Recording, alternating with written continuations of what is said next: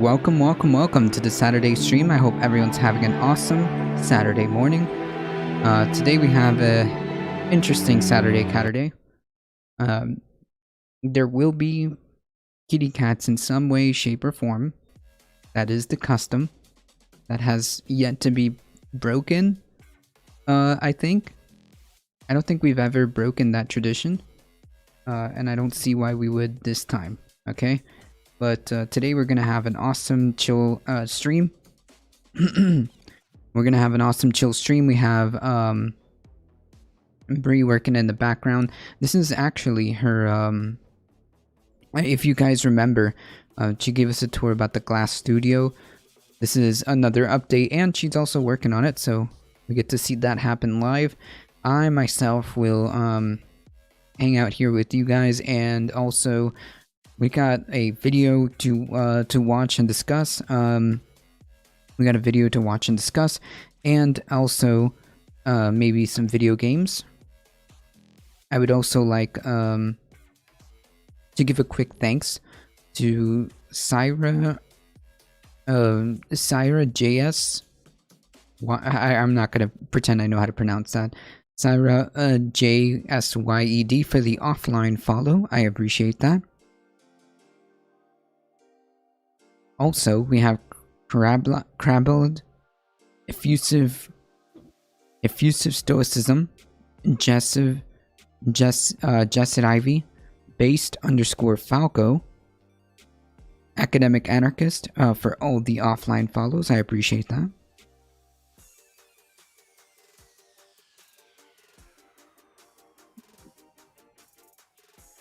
Okay, so we do have a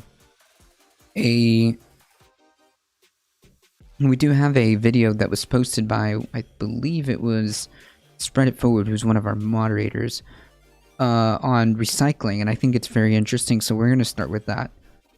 Let me bring that up here.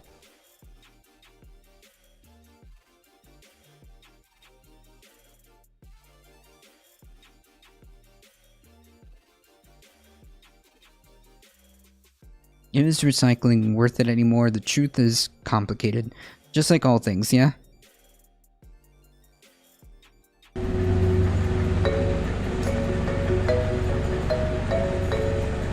This is James Williams. This is James Williams' bale of plastic.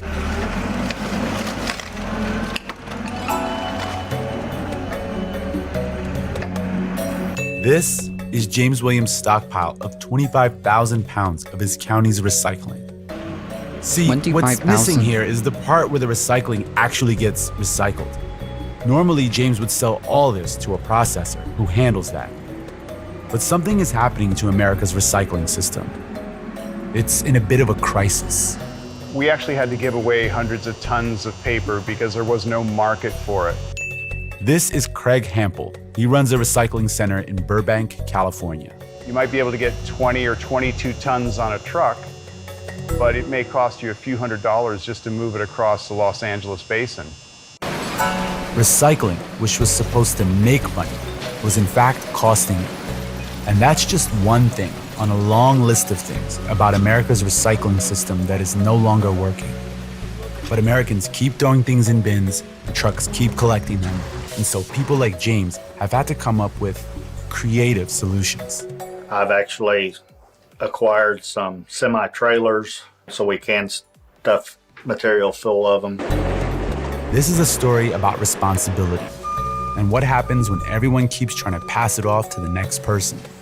And what happens when finally there is no next person. Here in America, we generate the most waste per capita in the world. And if recycling keeps going the way it's going, figuring out what to do with all of that is going to be a big problem.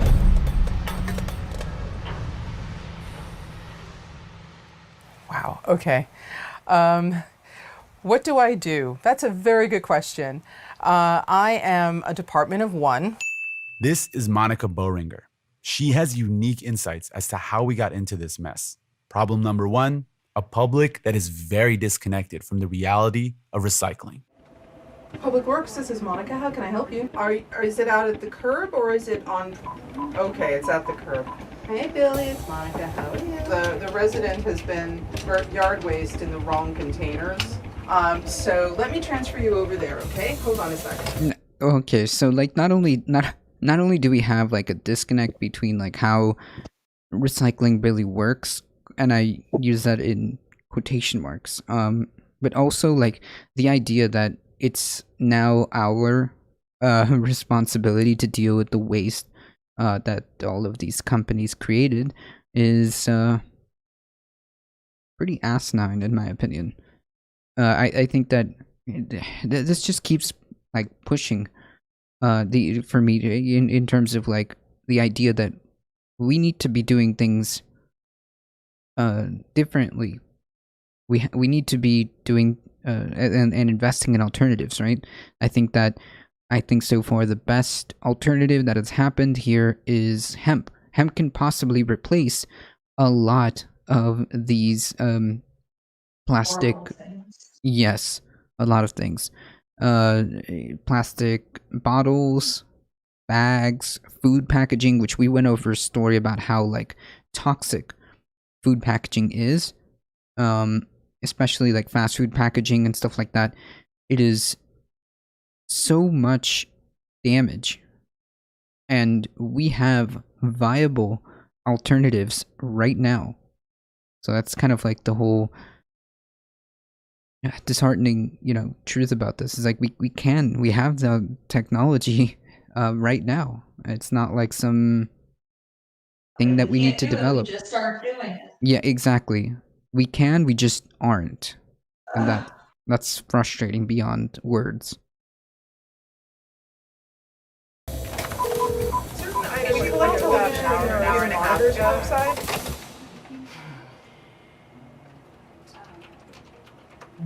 Some of the phone calls that I get regarding Always recycling, difficult doing construction. the numbers thing. Jeez. Okay, there is something on your recycling, on your plastic especially, and it's like a little symbol with chasing arrows and a number in it. They think they see the chasing arrows and a number, and they're like, oh, obviously this is recyclable, but it isn't. There's all scrambling, all the marketers are scrambling to have their eco cred by having the recycling symbol on their packaging. This is Amy Hammis. She's the recycling specialist at Burbank Recycle Center. Oh, I thought you were going to get on the chair for a second. I was like, wait. The chasing arrows. What it is doing is from the plastic resin manufacturer to the recycler, it's signaling, here's the kind of plastic we used in that particular product. So even if a package is saying it's recyclable or it's got the recycling logo on it, that's not always the full story. It's not whether we want to recycle something or not. It's about, can we sell it? Which depends entirely on where you are, because there are virtually no federal regulations for recycling. You go to someplace like California, their regulations are very different. You go to Washington State, it's different again. You go to Colorado, it's another story. And it's that lack of consistency across the board that adds to the confusion. Yeah, I mean, there should wow, even I was misinformed, confused about how this works. I thought there was a federal system to regulate or to address how recycling works. Apparently not. Alio coming in hot with the 20 biddies. Thank you so much. I appreciate that. So I was mistaken. I thought there was indeed a federal like a federal mandate in how recycling works. I didn't realize it. Jeez. Yeah, this just adds to the confusion. This is yikes. Accidentally missed. Yeah. One.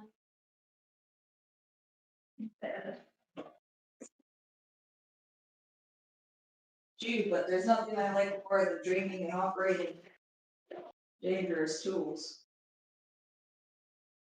Yeah, generally not advised. Okay. 7 years strong, so. Yeah. Cheers. Streaming on the desktop is much better thanks for the shout out. Yeah, of course. Yeah, streaming on desktop is much better, and I bet were you able to fix the window capture, Alio? Well, not window capture, the desktop capture. There's a difference between capturing your monitor and capturing like a specific window. Were you able to fix that?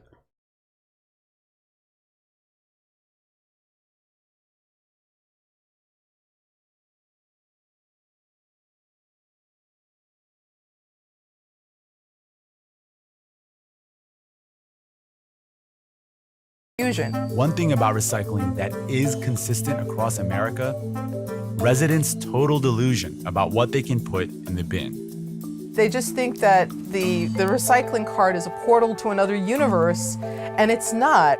People in the industry call it wish cycling. It runs the gamut. It really does. You'd be very surprised what people think is recyclable. You name it, eventually it'll be found in it. Let's see, a pool table. Big propane tanks. Needles, loose needles. A neck brace. We've had guns, ammunition, fireworks, sparklers. The kitchen sink. Somebody called to ask me which end of the deer to put into the cart first. We had a live snake. Recently, we were able to save him and release him. Wait, some people were trying to unironically recycle a live snake? Wait. Somebody explained, yeah. Because, like, we're watching a video on recycling, and, like, they're going on, like, the most, like, egregious stuff that they've received to recycle. Anything from, like, fireworks to ammunition. Why would you think that that's recyclable? To a live snake. Somebody brought a recycling center a live snake. And they're like, yeah, can you recycle? Like, wait, what? How does that make sense? That's gotta be like a meme. But yeah, they released the snake back into the nature preserve, but who would think that a snake is recyclable? I mean, more scene capabilities. Yeah, with the desktop you can do a lot more. Well, you have access to different things. Them out into a nature Myself preserve. for a minute till that compressor shuts off. All right. The one thing about the public is when they are done with the material, they're done with it. They're not connecting the dots. That there's a journey that item is going to take, and it's going to become someone else's responsibility. Someone else's responsibility. A beautiful concept. And for America, that someone was China. Until a few years ago, America exported millions of tons of plastic trash, selling it to China to be recycled into something new. China provided this huge, easy cure-all to overconsumption in the developed countries. China was hungry. They were building an economy based on manufacturing. You could send those contaminated materials to China, and they could put, labor at 1/10 the cost to sort those materials. And so for a while, it was a handshake agreement. You know, we'll take the dirty stuff and we'll sort it over here. You just get us the bulk material. The percentage, the quantity of valuable recycling material started to get smaller and smaller and smaller. The wishful recycling, people not putting things in correctly, the assumption that somebody else will finish the job for you. Now, this wasn't entirely the fault of consumers. There are two types of contamination: contamination caused by citizens and contamination caused by manufacturers. Say, think of like a canister, like, you know, like Pringles or some coffees come in. That canister is made up of paper, cardboard, then inside is glued aluminum foil. All that stuff is recyclable by itself. But when you combine materials together, who are you gonna sell it to? The paper guy doesn't want paper that's got aluminum foil glued to it, and the metal person doesn't want to have to dismantle the paper, and we're not doing that. All we are is sorting it and selling it. Yeah. And both types of contamination were happening too frequently. You guys watching a video? More and more, we weren't. Yeah, we got you on the tiny screen up on the top right. We got the video, and we got me on the tiny screen at the bottom. Got that duo capability over here. So I have a couple pieces in place, and they're not very sturdy. So I'm going to put some 2.5-inch screws in them.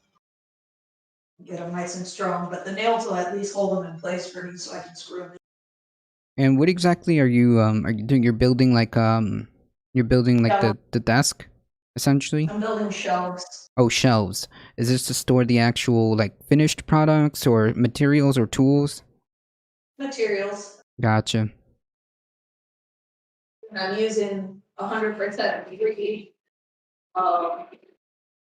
wood that I got from somebody local. Nice. Pretty rough. It's all different kinds of scrap. Make it work.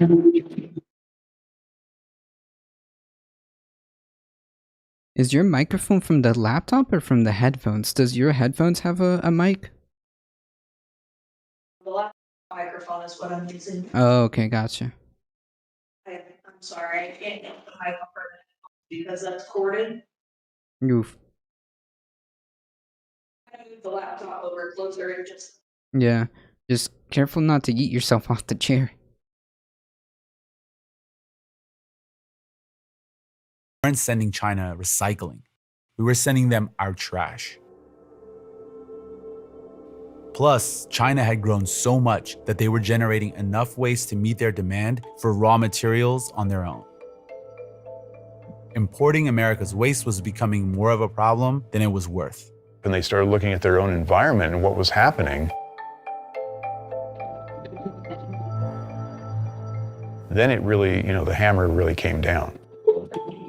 That's when we started sending our waste to other countries, and they started having similar pollution problems. Eventually, the United Nations banned the export of contaminated plastic waste to developing nations. So the position that we're left with is we're still collecting all these materials, we're still generating all these materials, but now we just can't sell it to anyone that's going to make it into something new. Which is like defeating the whole purpose of recycling. What are we going to do with this material today that we've got 5 boxes coming in and only got room for 3? So everything just piles up on us, and we just move what we can when we can. We have Earth, right? We have this one planet. We only have so many places that we could put our waste. You can't put it in the ocean. Look what happened, You can't put it on top of a mountain. They've even tried to put it into a volcano.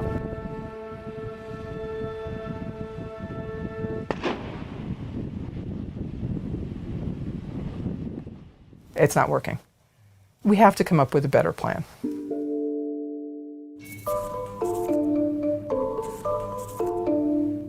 This pile in the warehouse right now is probably somewhere in the vicinity of about 100 tons. Jeez. And that pile is one person in the United States, about a lifetime of discards, that's about what it would look like. Yeah. Clearly we have like an incredibly big problem that's like reaching critical mass at this point, where we have tons and tons of trash, recyclable stuff that isn't being recycled, and nowhere to put it, or running out of space of where to put it. No, like nobody's processing this stuff. We were told that this was going to be reused, when in reality it never happens. I mean, this is all just bad. Hey Zeoduke, how's it going? Why? Oh, one thing. Right. Why? Finally catching a live one. How are things? Oh, we're hanging out here. If you look on the top right corner, our co-host here is continuing to work on the Glass Studio. We're getting a candid behind-the-scenes live look at how things are shaping up for a Glass Studio. And yes, it's true. China was taking for a bit, but they've banned any more from coming in. Yeah, I mean, because it wasn't. First of all, it wasn't recyclable material. It was just straight up like mixed stuff, and they were making their own, amount of recyclable waste, to the point where they just couldn't handle it. And a lot of other developing countries are having that same problem, to the point where the UN banned the export of this to developing countries. Just because something takes a red and a green box with a second logo doesn't mean it is efficient or even reused once, often getting burned on the sly. Yeah, that's the problem. What is it, Carlos? Like only 6 or 7% of all plastics ever created since recycling began have actually been recycled. Yeah, it's about that. That's disgusting. It's about that. It's like, I think you're about right. Like 90%. 90 something. Yeah, it sounds about right. 90 something percent. Yeah. It's almost all of it. Yeah, sounds about right. That never sees, the transformation of being reused or become something else. And it's like, then, first of all, what is the point? And second of all, why make it so convoluted to the point where people don't understand what they can and cannot recycle, or don't have like any real meaningful, like, efficient system? And why is the burden put on us? Why is the burden put on us? Fucking creator. Right, which is like, these uber huge companies allowed to use unsustainable products when it really wouldn't cost them that much more. Probably not. I mean, environmentally friendly. No, it wouldn't. There's research. I mean, like, it's freaking disturbing. And there's no like real, I mean, not much of a disruption from going to having your food packaged with plastic made from hemp, instead of like the regular, chemical will kill you kind of shit. Right, so like there's no real disruption to what's happening here. You still get your food packaging, you still get your plastic bottles. They're just not made with this oil-based, unsustainable, you can't really effectively reuse it, because clearly if only like 6 or 7% of it is being reused, then it's not really recyclable, is it?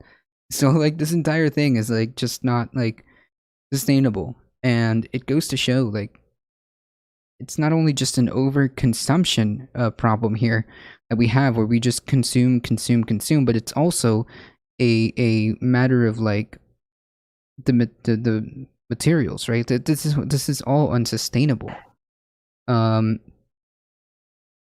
Yeah, it is Saturday, Caturday. It'll be just as strong. They've only started. Sadly, some of them are more compostable than you can do it in a few years. But again, things only improve if we take them seriously and invest. Yeah, I mean, like, yeah. And I think another issue is, as this video pointed out, people don't know. People like don't know what they can recycle, how they can. They're doing the right thing. Right, and all you're doing is like.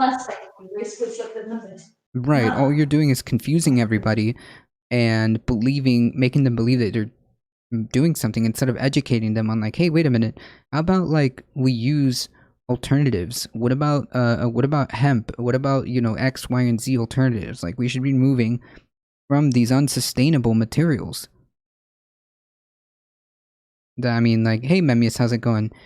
There's just no way around it. I mean, like, the pollution alone, the amount of pollution alone that we are creating, just on all the plastics that we waste in the oceans. They're making like giant plastic islands in the middle of oceans. There are giant landfills filled with just trash that's not degrading, not biodegradable. I mean, where is this stuff going to go? It's not reusable. It's not, clearly it's the ability to recycle it is not there. I mean, it's just all bad. We need to reduce, refuse, and reuse. Yeah, exactly, Memmius. I see that. Reduce our consumption, refuse to overconsume, and reuse everything and anything that we can. Yeah, that's a great idea. That's a great, like, I mean, at least the stuff that we can do as, like, you know, as people. The other thing is having a government that, as Bree was saying, having a government that says, hey, look, you can't use these things anymore. Okay, there's got to be some type of like political will to change some of these things and say, hey, you know what, plastics, this is unsustainable. This fossil fuel, this is unsustainable. There's plenty of other choices that you can do, or innovate and make it happen, because like this isn't sustainable. And the longer we keep doing this overconsumption, this destruction of ecosystems, which perpetuates climate change, I mean, the worse it gets. I like to refuse a bag. People laugh at me for balancing my shopping on my way out the door, but I know I'm incapable of remembering to bring a bag, and I don't want to take another one if I can't help it. Yeah, I mean, like, we do. My girlfriend is extremely good at this. Like, we have as much of a system as possible to try not to take a single like plastic bag. We have 4, 5 reusable bags that we just keep doing that, and avoid using plastic bags like that. I mean, these are just like individual, and we try to like do make choices that are supposedly more sustainable. We pay attention to the type of soap we get, what containers come in, what type what type of soap we get, in what container does it come, so on and so forth. I mean, like, these are just like small conscious decisions that we make, but clearly, I mean, it's just me, you know, it's just her and I making like these small decisions. A drop in a Same bucket. here. Yeah, We do like the same thing. yeah, like. But if everybody does that, then guess what's going to happen? Right. I mean, like, a drop in the bucket, though. Like, we need to make sure that, like, our government as a whole says, hey, you know, we need to move in more sustainable areas. And then expand that and say, okay, the United States took X, Y, and Z actions. And then get an international coalition and say, here's what we did. Here's what we found to be the most sustainable technologies. How can we help? How can we get you guys this sustainable technology? Right? Like, I mean, Yeah. it's just as simple as that. But yeah, Zeoduk, exactly. I mean, if you can avoid using plastic bags, I mean, sure. That's the stuff that we can do here. But in reality, there needs to be a massive like undertaking in terms of like addressing these issues. Recycling, it's one of those things where it not only does the public kind of depend on that emotionally to relinquish their, you know. Closer and show you. I should just use the phone. Here, let me switch so that we can get a bigger screen. There we go. Let's start from out here. This is part of my workbench. And what I'm doing over in this corner, you can kind of see I've put in 2 boards here. And what I'm going to do is I'm going to make built-in shelves in this little corner to maximize this space. I was going to just run the bench out to the corner, but then I thought, you know what? Why? I can just make this storage. So I'm trying to use all scrap materials that I have that I got for free to try and make storage here. And that'll be for like my glass frits, my powdered glass. I'll probably put all that on there. Might put some other stuff, but probably not. And then over in the middle of the joint here, I just am going to join it over to the other side. I may or may not put shelves in the middle. It might be cool to have shelves in the middle so there's a little bit of storage. Nice. But we'll see. You can kind of see behind me, there's a TV, and that's set up with a stereo and a Google Chromecast, so anybody who's here in the shop can hook their phone up to the TV and the stereo, which I thought was pretty neat. Nice. Got a banging workshop and a banging studio. Why must you top me so? Well, I mean this is the culmination of years. Here's my baby. Nice. I've never even used this Yet. but it's finally actually set up and ready to use. This is going to be my main torch, and this is going to be my main hand torch. I mean, the stuff that's like that you're seeing here in the back and what you're seeing in that glass studio is the culmination of years. How long have I been working on this? 6 years, 7 years? Yeah, something about like just about the This is is a culmination of. This is something that could I have started very minimally with basic things and gotten my feet wet? Yes. But with music and streaming and photography and everything else I've done in my short 27 years of life, I have learned that starting off with the minimal things, you always feel like you want that next thing, and oh, if I had that thing, I could do what I want to do. Well, guess what? I've taken the last 6 or 7 years, and I've just been steadily accumulating all the tools I might want, all the equipment I might want. Yeah, baby, like one thing at a time. I am like 80% done having an absolute dream shop. The only thing I have to complete is my cold working room and eventually add a lathe in here. So the way that I planned it, let me move my whiskey. It's like, and built. Let me just drink it. Built, inch by inch with your own hands. So here, let me unplug the laptop for a minute. This section behind me is going to be mainly where I work. And then I'm going to continue the bench over here. And on this section is where I'm going to put a lathe. So you'll have a lathe here, and then you'll have probably room for 3 people to work over here comfortably, which would be nice. And of course, one of my toolboxes here, we've got my oxygen system that I designed and build. Yeah, like I said, this is like the culmination of like inch by inch, with your hands. You've just kind of slowly built this. Yep, I've got 4 oxygen concentrators that run into this manifold here. And there's a blow-off valve on the end so that when the compressor's not running, the oxygen concentrators just vent into the atmosphere, because they're not really meant to be turned on and off. Mm-hmm. So I rather keep them on all the time, and just when the compressor's not on, it can vent out into the room and I'll have extra pure air. No big deal. Nice. But for the most part, the 4 oxygen concentrators come into this manifold and then out into the inlet in the back of the compressor. And this compressor runs to a inline filter and shutoff valve, and then to a regulator, which goes to this hose, that comes up and over, and then behind my bench. Under my bench, you can see,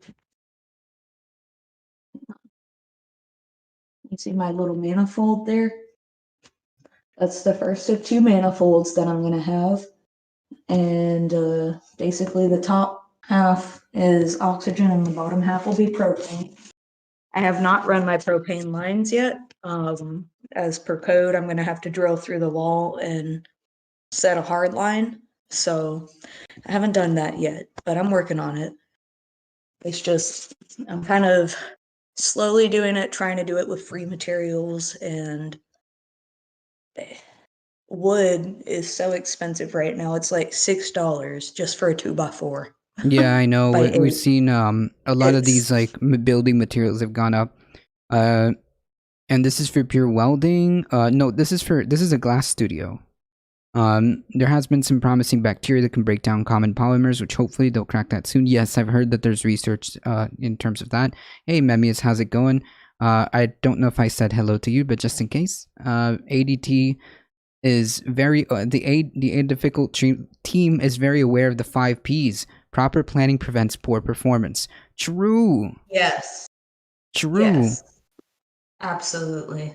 Yeah, true. Besides, So, like, can you imagine like all the cool as you can stuff? see in my shop, just as one small example, and on my farm, and really all the projects I work on my house, the first thing I try to do for a couple months up to when I work on a project is I scour Facebook Marketplace and Craigslist and OfferUp and all these places, and I look for people who tore out things from their house that have leftover lumber. Like, for example, these shelves I'm building. So far, I'm using tongue and groove out of a house that was about 15 miles away from where I live. And all the 2x6s, not the 2x4s, the 2x4s I bought, but the 2x6s that I used in setting up my workbench and everything, I got them for free from somebody who works for a company that all the pallets that they order heavy equipment on are built from 2x6s. Nice. And, So just so I got almost $600 normal cost, not inflated cost. $600 normal cost worth of 2x6s for free. And that helped me build, not only did it help me build my workbenches in my glass studio, but it helped me build my chicken coop. nice, and it's all And just like I did some other stuff with them too. all just like wood that probably that's- would have been tossed out anyways. Yeah. It would have. It was trash. It was something that the company this person worked for threw it away. They pulled all the nails and stuff out of them and brought them home thinking they were going to use them on a project, and then ended up not using all of them. So they gave the rest away for free. And damn, like under normal cost before inflations, this was like $580 something worth of lumber. So I was glad to get it for free. And then this, the tongue and groove stuff that I got from the same person, which was all kinds of different sizes of tongue and groove and different wood types. They gave me that for free too. And I don't know how much that cost, so I can't even tell you. So I probably got over $700 of lumber from these people. Somebody's for trash. free. Somebody's And trash is another it's treasure. recycled. Yeah, So, basically. you know what? It may not be brand new, and it may not be the best. It might be a little warped. It might be, might have a couple holes in it from where it was installed before. I mean, but it But works. you know what? It works. So why would I? You guys are talking about an example being recycling. How bad the recycling is. You should look into the lumber industry. It would scare you. They just like toss out. I mean, like, can you imagine? There's like so many. It I mean, would fucking scare you. just think about the there are pallets. loggers in countries all over the world that illegally log protected forests, and they just take everything. No, this is true. This is true. It's horrifying. It's disgusting. It is horrifying, and it's like it scares me to think about that. I mean, I can locally source a lot of stuff, fortunately. I'm very fortunate where I live that I can go to any one of my local sawmills and get rough cut construction lumber. So that means it's not kiln dried. It's not, you never know what kind of wood it's going to be out of, but you can go and you can get construction lumber from them, which is kind of nice. Just when I bought the 2x4s for this shop, when it And that was about, what do you say, Carlos, 2 or 3 months ago? Yeah, When I I did remember it that? was like When I had towards. the guys over? Yeah, it was towards the beginning of the year, so yeah, about that. It was real. It wasn't that long ago. They were $5.83 a piece for 2 by 4 by 8 foot, Oh yeah, now it's like almost double, is it not? and it's more. Yeah, it's even more than that now, and it was already at almost 300% when I bought them the last time. Jeez. So whatever I can get that I can make it work, Yeah. I'm happy to do that. And you know what? I'm even not even just saving myself cost, just the fact that somebody was going to throw this stuff away and I was able to use it and not have to buy stuff. You know what I mean? Yeah, not Like only that that, it's like you were that saying, I mean, helps. yeah, of course. If everybody does that, I maybe like a very minimal thing for me as one person and I don't do a lot of work yet. At least on my own. Of course at the shop I work at, I can't even tell you how much lumber we use. Yeah. But me on my own, I don't use that much. But if everybody who on their own doesn't use that much does the same thing, and we can help regulate the big companies to do the right thing, Well, yeah, I mean, the issue would be like, then things would be fine. hey, So Hildebeest. say they have a piece of 2 by 8 lumber and they say, oh, okay, 1 inch of this thing is no good. Well, guess what? Plane it down to a 2 by 6 and use it as a 2 by 6. Yes, you spent a little more on labor, but you're not buying that one 2 by 6. Right. It's things like this that big companies could be using or could be doing that it won't fix everything that's happening right No, now, no, but but it is a every piece of the little bit puzzle. would help. Yeah, like the piece of the It puzzle really is like would. when you have like massive like companies like just like not taking the consideration and just carte blanche, just like, oh, if it doesn't work, even if it's like a minuscule like thing, and they just toss it out. I mean, I know that they toss out tons and tons and tons and tons and tons. That is it just ends up in the garbage, and it's like this is not sustainable. So as you said, like there's definitely needs to be some type of governmental uh um enforcement or intervention where the big companies who make the big pollution and who are responsible for what, like over 70% of all of like our pollution need to be it needs to be addressed. Yeah, yeah. At that point, exactly, Darknet. She's like a skip and a hop from just straight up, just like cutting the wood down herself, right? I mean, like that's as close as you can get. If I had about 10 grand to buy all the equipment I needed, I'd cut my own lumber. Yeah, I mean, it's like it's like the closest thing, basically, from just straight up like doing it yourself. I know the owners of local sawmills. I can drive within 5 minutes of my house and have lumber cut down from trees within 5 miles of where I live. Yeah, And use that. as long as like they do it sustainably, which like it just depends on the rate and what they do. Is running an. Did you hear that 60 Minutes is running a segment on extraterrestrials? CBS is also running a long segment on it tomorrow, and both are apparently taking it seriously. Interesting. You should stream that, Carlos. I wish I could stream that. I don't have access to 60 Minutes. I think that's cable. You mean, isn't it on TV? I have TV. Oh, if you have a ability to make that like on screen somehow. I went to play through Skyrim, so I'm no one to talk. Oh yeah, dude, didn't we have like? Weren't you booting up Skyrim? Send you pictures of Skyrim when I was playing last Yeah. night? I'm on a mission in Elder Scrolls Online. Nice. I think I need to build. Oh, what system are you playing on? It seems like, but I play on PS4. Once you own the game, you can play anytime. Okay. Hey, Hildebeest. I'm sorry. Hold on. Let me do a quick shout out. Oops. Quick shout out. Follow Hildebeest. The hardest, one of the most like, Lefty Twitch's favorite mod, Hildebeest. I mean, like Hildebeest is in so many chats. They are the moderator for so many chats. They are everywhere and anywhere. My Not during most of the week, I would be too. Yeah. Fermi paradox is playing out. We're getting good at physics now. True. Maybe the aliens are paying us visits, like expecting parents. I was going to play more Bioshock for us today, but I'm down here working on the shop instead. I thought it'd be a little more interesting. Yeah, we get a candid behind the scenes. Of scrap pieces of flooring that were in this house. Them up in Hildebeest, more like modding beast. True. Nice. I'm now modding in 30 streams as of this week. Jeez. I wonder who does more modding, Hildebeest or Frazo. I don't know. Frazo is also everywhere.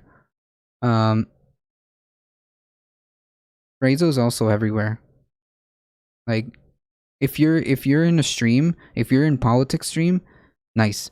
If you're in politics stream, chances are Frazo or Hildebeest, it's like a flip of the coin, will be one of those moderators somewhere, somehow. These are like guaranteed facts. That one of them is a mod. Alright, hold on, folks. Let me finish this video here. Guilt about buying things, but it has been kept alive by the manufacturers, and this is a long history of this. To understand that, we have to start here, in the 1940s. The future will bring plastic fabrics wondrously fine, shoes more glamorous than Cinderella's. When manufacturers started using plastic for consumer goods, they treated it as a durable material, using it to make objects meant to last. There will be furniture combining strength with lightness. But pretty soon, manufacturers realized that the fastest way to increase profits would be to get people to buy plastic, use it once, and then throw it away. At one plastics industry conference in 1956, a speaker looked out at the crowd of plastic manufacturers and said to them, "Your future is in the garbage wagon." Jesus. And things started to explode. Baggy's plastic bags always have the sound of freshness. A new invention from Procter & You just throw the whole razor away. This new 2-liter plastic bottle. handles easy. These lighter plastic bottles take pounds off your shopping load. And they're strong enough to protect against some of life's hard knocks. Naturally, generating all of this new waste had consequences. All these one-way containers that were just starting out were showing up in all the public Hey, welcome, space. welcome, everybody. Bleep Blomp Ben raiding with a party of 43. How's it going, everybody? Welcome. Dustin Payne, Entroma, how's it? I'm gonna try to thank you, Darknet, for catching that. James TV, how's it going? Thank you for the follow. Anarchist Tech Support, Thrashing Mad. Let me see, make sure I get everybody here. Dustin Payne, thank you so much. Oh my god, look at all these people. Yeah, hello, hi, how's it going, everybody? Cheers, everybody. Yeah, cheers. Frazo does more than me, plus Frazo is better than me. I don't know, don't sell yourself short. Subscription Steve, how's it going? Welcome. We love all of you. No one thank of you you. is more important than the next, okay? Thank you so much, Bleep Blop Ben, for always giving us a raid during the weekend. I would just also like to say, Ben, if you're here, thank you. Your community is incredibly generous and incredibly kind. So I just want to give you a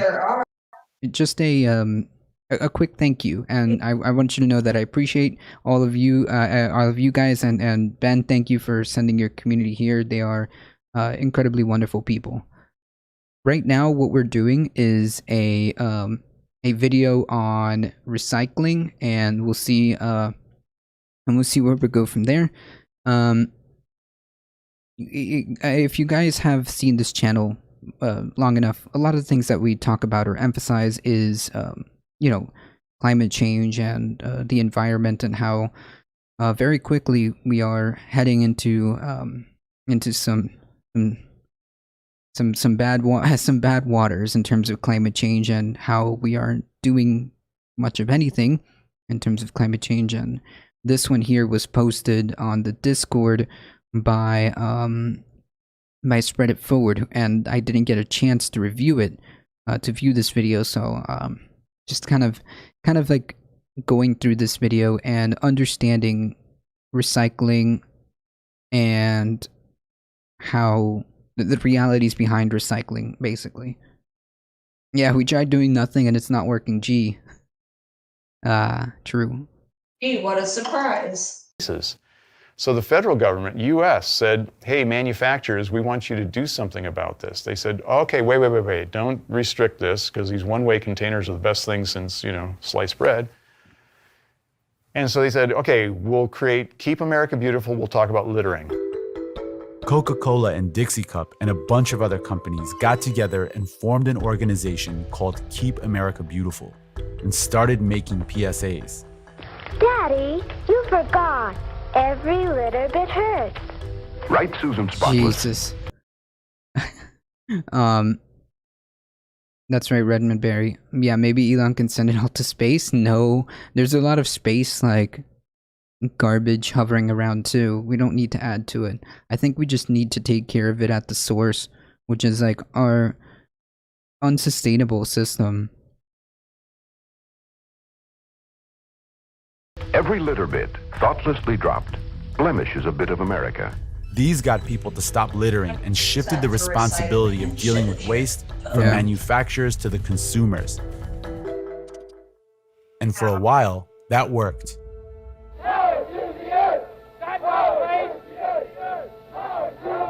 A unique day in American history is ending, a day set aside for a nationwide outpouring of mankind seeking its own survival. Earth Day. By 1970, citizens were increasingly concerned about the environment. Manufacturers were facing growing pressure to take responsibility for excess production. The garbage, the trash, the carbon monoxide, the junk. So on Earth Day, the next year, Keep America Beautiful released this. Some crying people Indian. have a deep, abiding respect for the natural beauty that was once this country. And some people don't. People start pollution. People can stop it. And they have never stopped talking about littering, and they've never started talking about the excess production. Keep America Beautiful of course. Senior Thank Director you. Thank you for Randy hanging out. Hartman says that it has expanded its efforts to promote recycling. Have a good one. It partners with local communities to do so. Yeah. Thank you so much, Ben.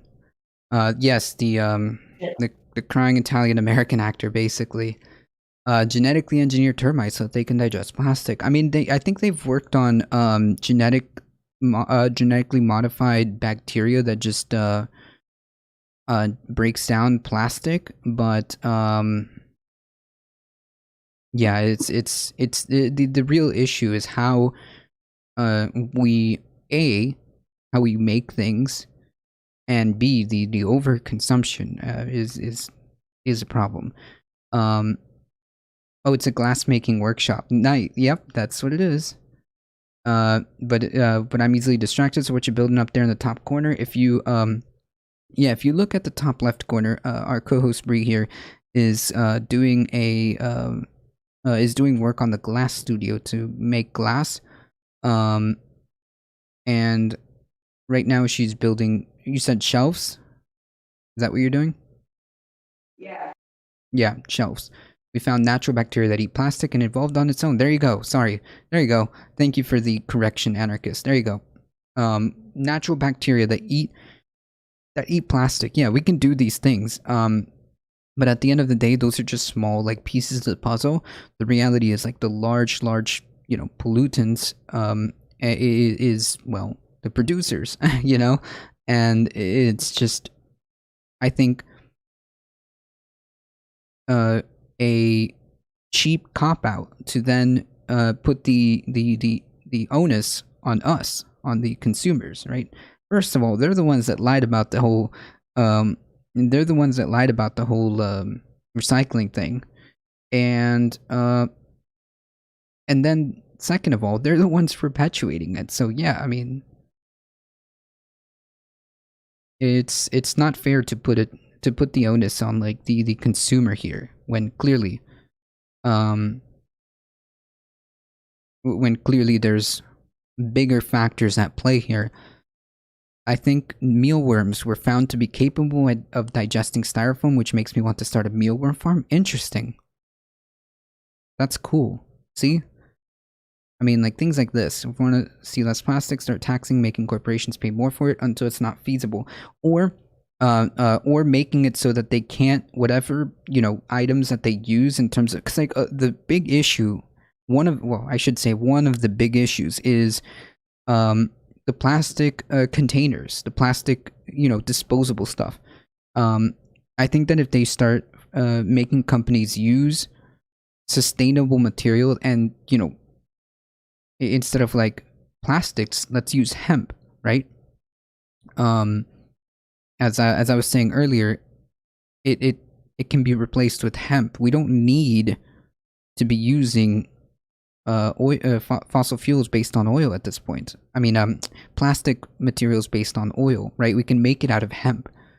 And those that refuse are either going to be taxed and make it expensive for them, or just simply like outlaw the use of oil-based plastics.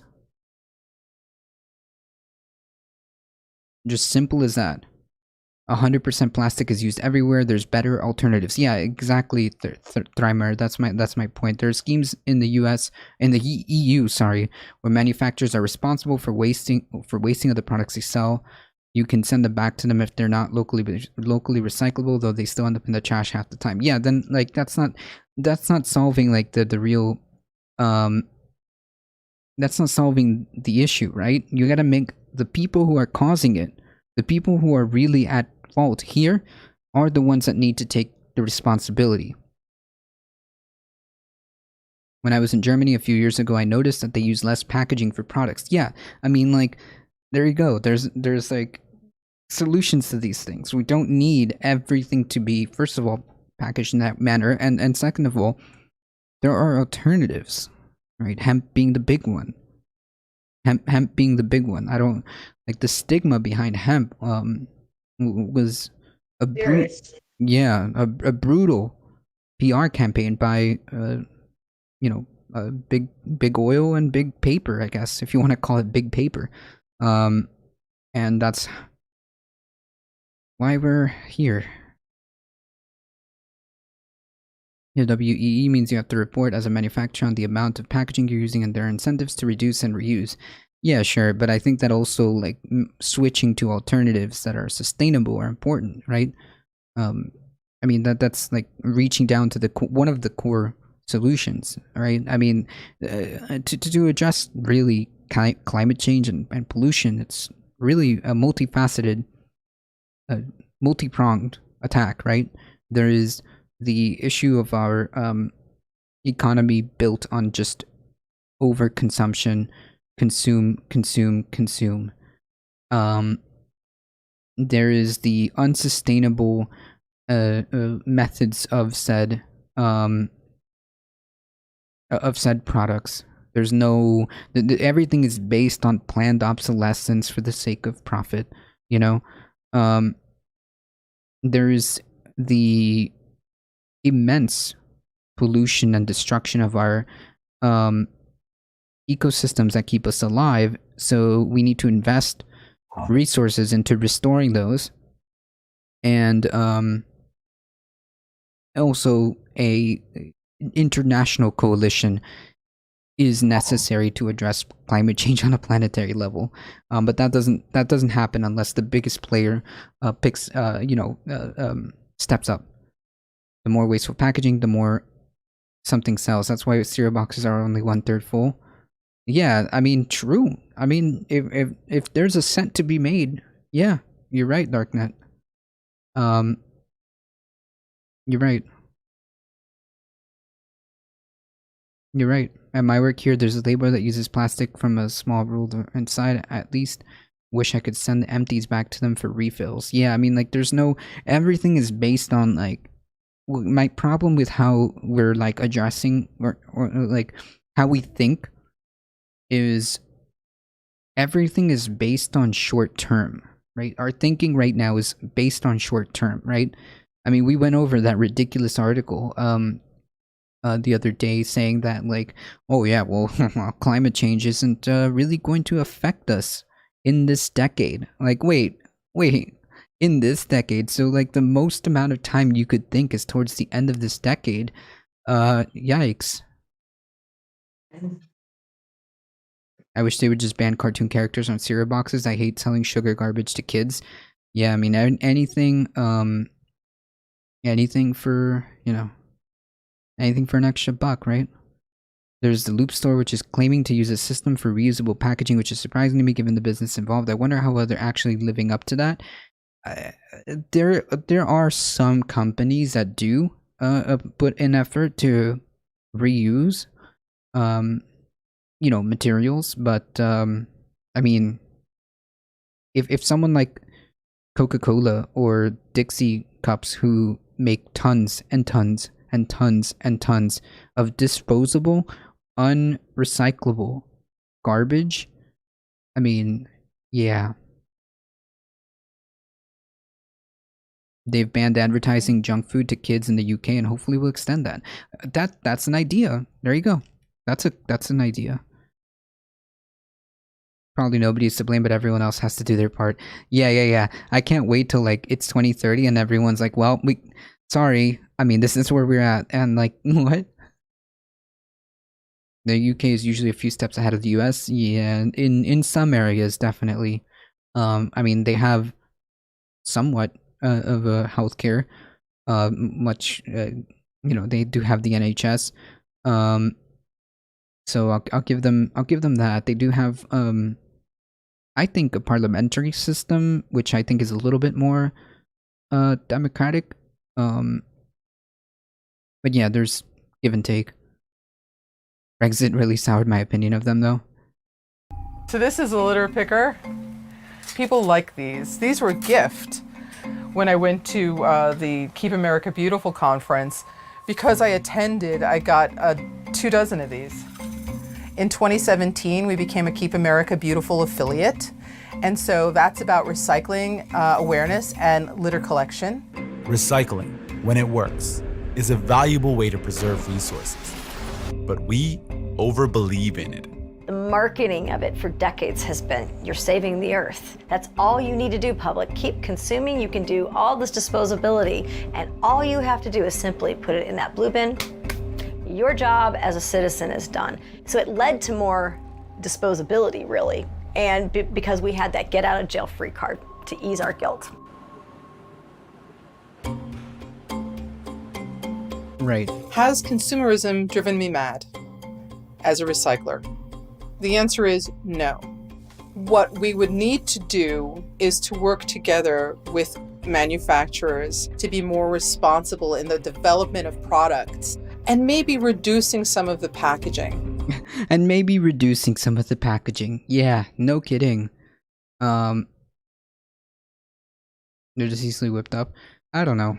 I don't have knowledge in what's going on over there. However, to your question,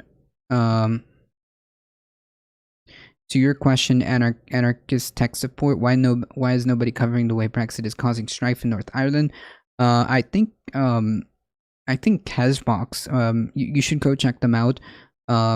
Twitch.tv/Kesbox. I think they went over what effectively they called the Troubles 2.0.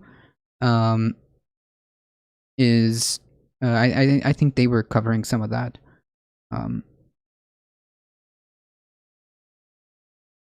Yeah, let's just try asking them nicely. I'm sure, decades of asking them nicely and please, just try to do this. I'm sure it has resulted in the change that we need. I'm basically lied to. Yikes. Yeah, of course. Anarchist tech support. How do I square this with my life at home, for example? I've got an affinity for applesauce. My applesauce containers, those little plastic cups, are awesome for a lot of other different things. It's a single-use cup, but it's something that I could use again, and I do. And how I square with all of this is I have hope, and I have energy, and I want to ignite the passion in someone to reinvent what they have and maybe use it one more time, just for me. What do you use them for? The like single-use plastic cups? I mean, like you can. I'm sure you can get creative. Like I'm sure you can get creative into like what you can do with the stuff that you have. I can't reinvent the trash can of plastic every day though. Yeah. I mean, the problem with this statement is that it. The problem with this statement is that it rebuffs it back at us. You know.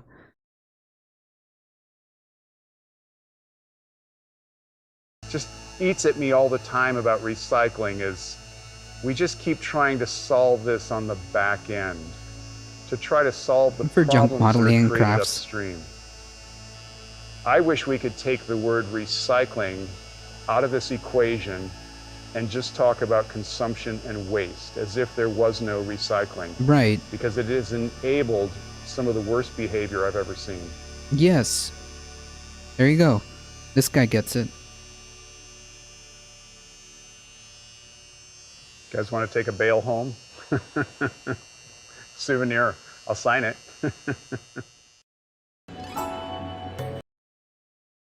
Yeah. Phenomenal. Hey, Doodle Muffin, how's it going? Yeah, people often forget that recycle was the third R, right? We had reduce and reuse. Reduce and reuse when possible. But I think that the idea is obviously get it at the source. It is obviously get it at the source, right? Which is like the continuous over consumption that people just have. The over words are fun. Thank you for the follow. Sorry about that. Did this overconsumption and the inability to understand where this is leading us, the inability to see the big picture, I think is frustrating to say the least.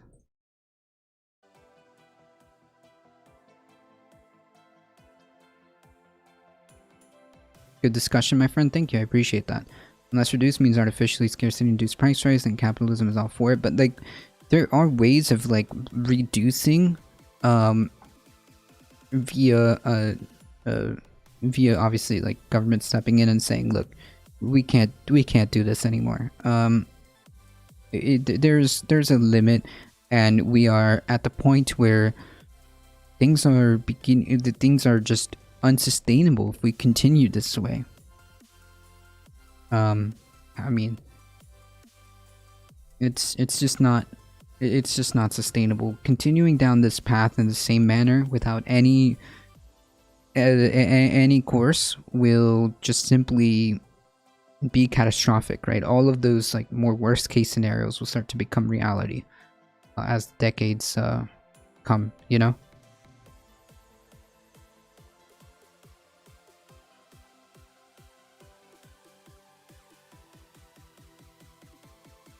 And I think that I will say this, the end quote, as this person commented,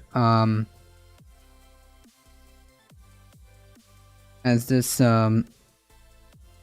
comment put, I wish we could take the word recycling out of this equation and just talk about consumption and waste as if there was no recycling, because it has enabled some of the worst behavior I've ever seen.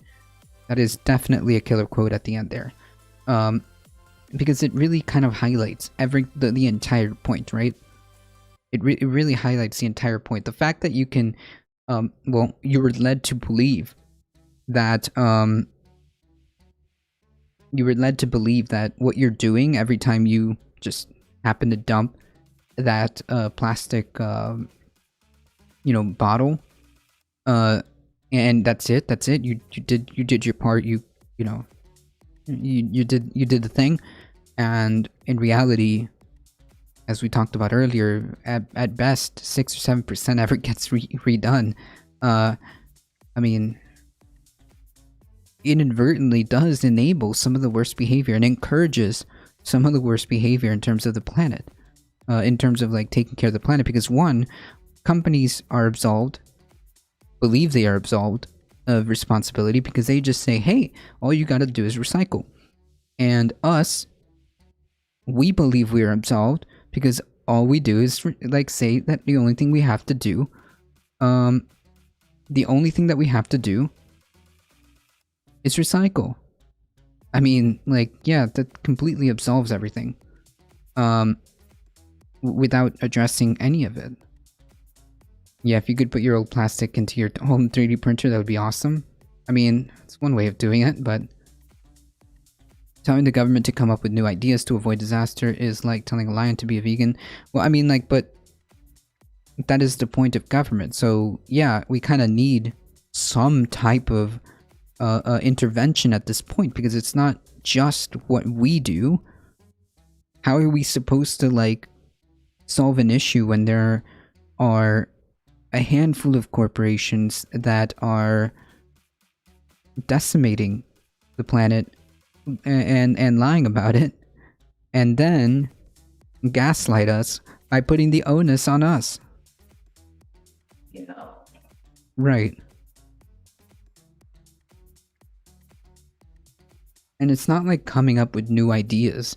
It's just simply like taking measures that scientists have been talking about for decades at this point, and putting some of those into action. That's right, Zeoduke. That's exactly what we were. The video was touching on, right? The packaging and all of this other stuff is bonded to non-recyclable, or companies refuse to take it. Recycling companies refuse to take it because it's mixed in with paper and aluminum and all this other stuff.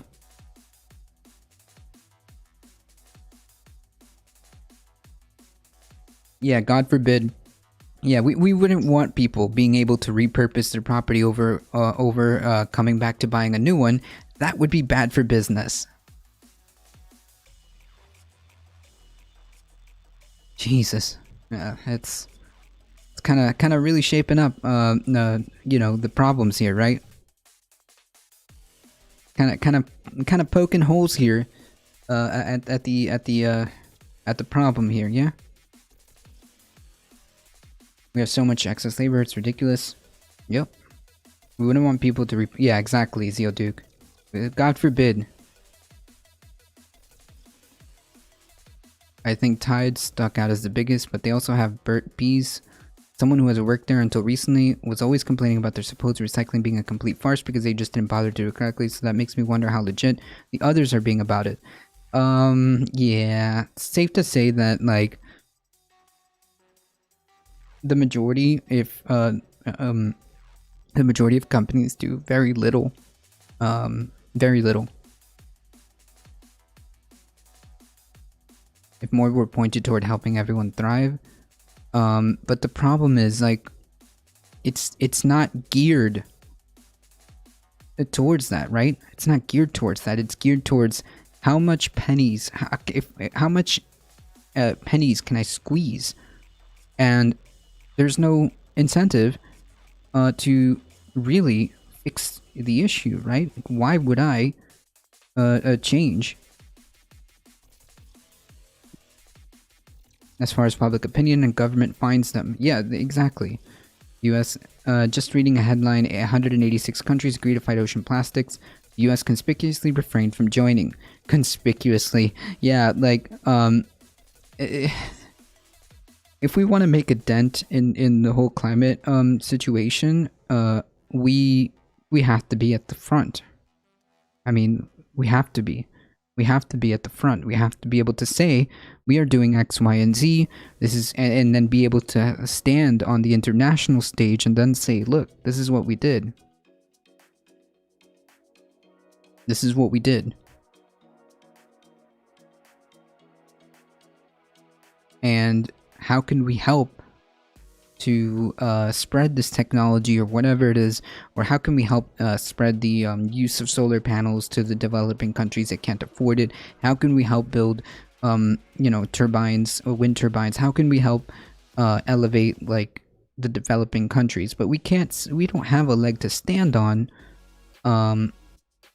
We don't have a leg to stand on if we don't do anything. Plus, we gotta have to take like responsibility as well, right? I mean, we kind of have to take responsibility as well.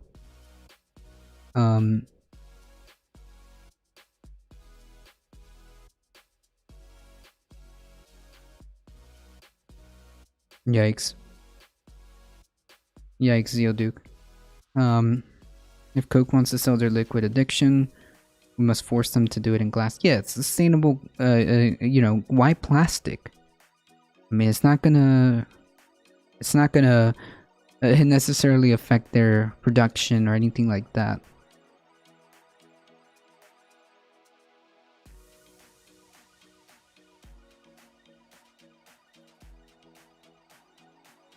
I don't see the issue here, other than like a legitimate concern for squeezing out another penny.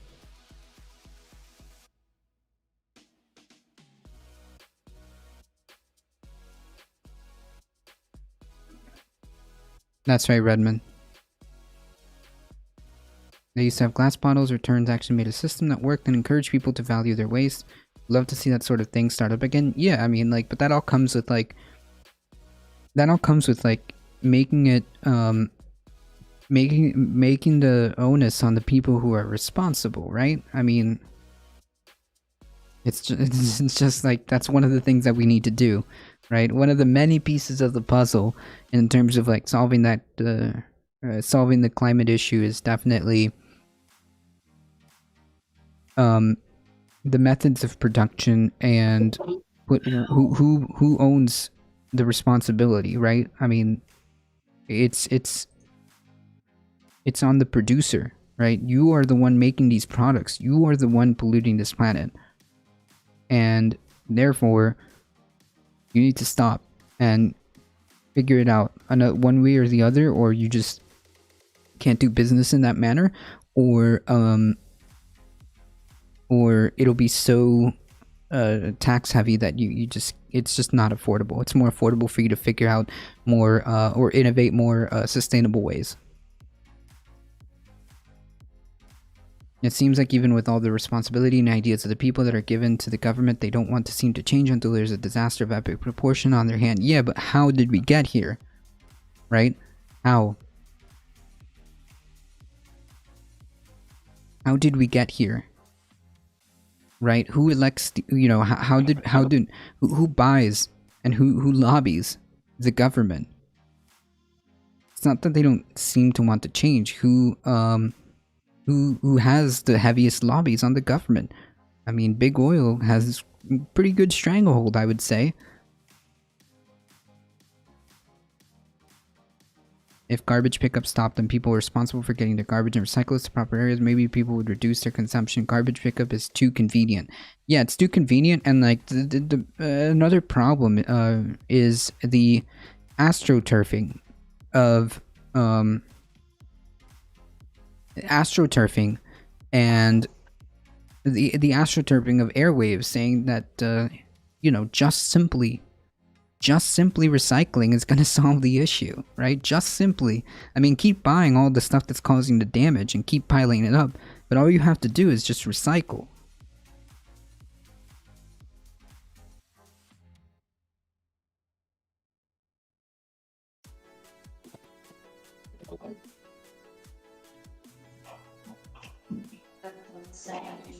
Yeah.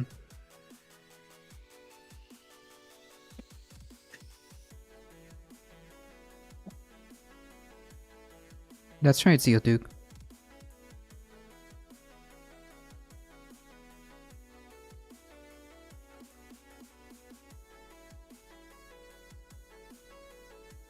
That's right, we need to know. No.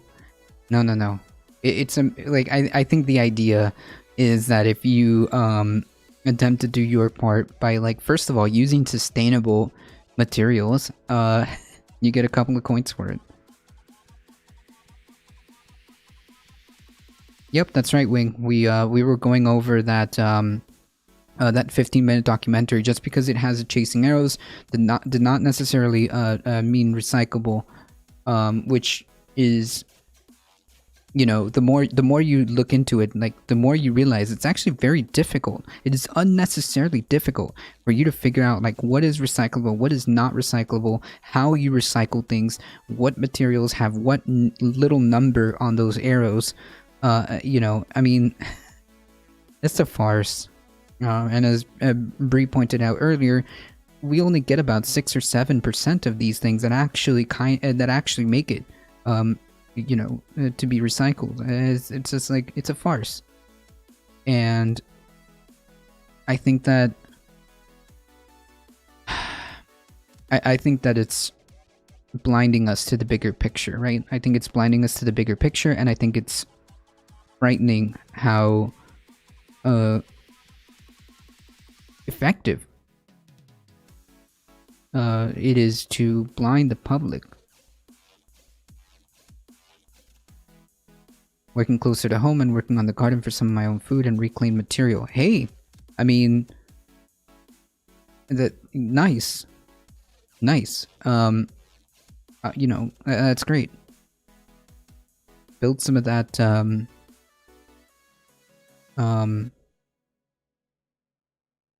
community solidarity. I mean, like, I know Bree here is like doing a lot of communal stuff and trying to get, like, or trying to be as self-sustaining as possible. Trying to get community gardens. Yeah, there you go. Yeah, I mean, like, Bree's getting a couple of her neighbors together and making, like, cool moves. That I mean, if you guys hang out with us on Saturdays, you'll get a good glimpse of, like, what's going on in the backyard with the chickens and the gardens and all this other stuff.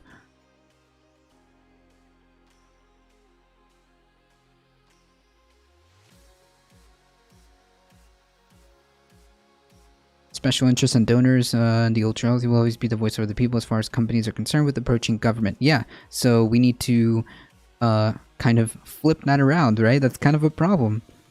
That's kind of a problem.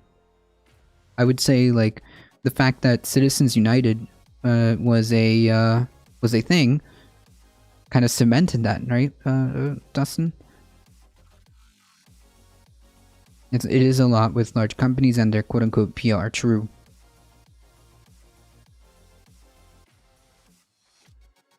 Even biodegradable plastic isn't good enough because when you have millions and millions of it, then it doesn't break down, it's just too much. Yeah, one of the main things that I talked about, Wing, is the overconsumption, right? It's not just doing things like in a, you know, it's not just saying, well, we now use more, you know, biodegradable or sustaining, you know, stuff. Okay, I mean, that's good. That's a piece of the puzzle that we need to do. How we have our materials is important.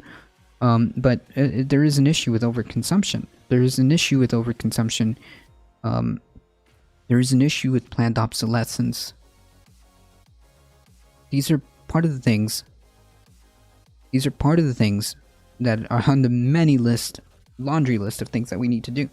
Not just, you know, like you said, it's not just biodegradable stuff. Also overconsumption. It's also pouring money into restoring ecosystems that are keeping us alive. I mean, it's a lot of things that need to be done in order for us to begin to address some of these issues. When you have millions of tons of it, yeah, exactly. Greetings from Glasgow. Hey, how's it going? That's why going to Mars is pointless. We'll just fuck up 2 planets then. I mean, true. Yeah. Hey, if we can't even keep 1 planet, we shouldn't set our eyes to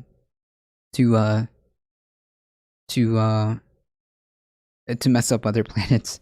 Mars has no oxygen up there for the people. I think Elon Musk has been watching too much Total Recall. Yeah. He's been definitely watching Spaceballs.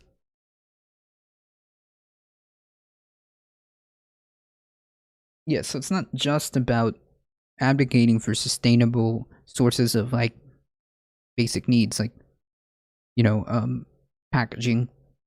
It's also about addressing overconsumption and addressing our economic system, addressing our failing ecosystems, addressing things like this are all a piece of the puzzle. And getting an international coalition to address this, I mean, this is a problem for the entire world. That's not just us. But we do need to be up in the front and also like acknowledge and take, you know, responsibility for the stuff that we've done too in terms of this. And without that, it doesn't fly, right? Without that, it doesn't fly.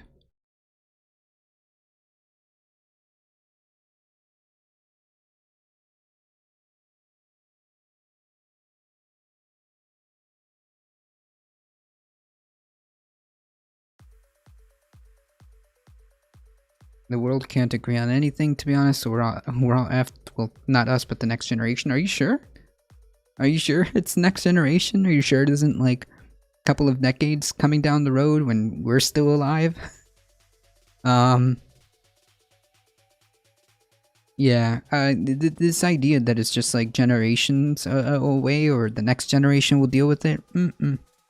Not so. The way things are going, should they not change, of course, and should they continue down this path, not going to be the next generation. It's already happening. It's already happening. In decades from now, most of us will be living through it. I got a brain tumor, so it's definitely not happening to me. I'm sorry to hear that. I mean, I guess that's a different situation, but what I mean is, it's not the next generation, right? It's not the next generation, it's here and now.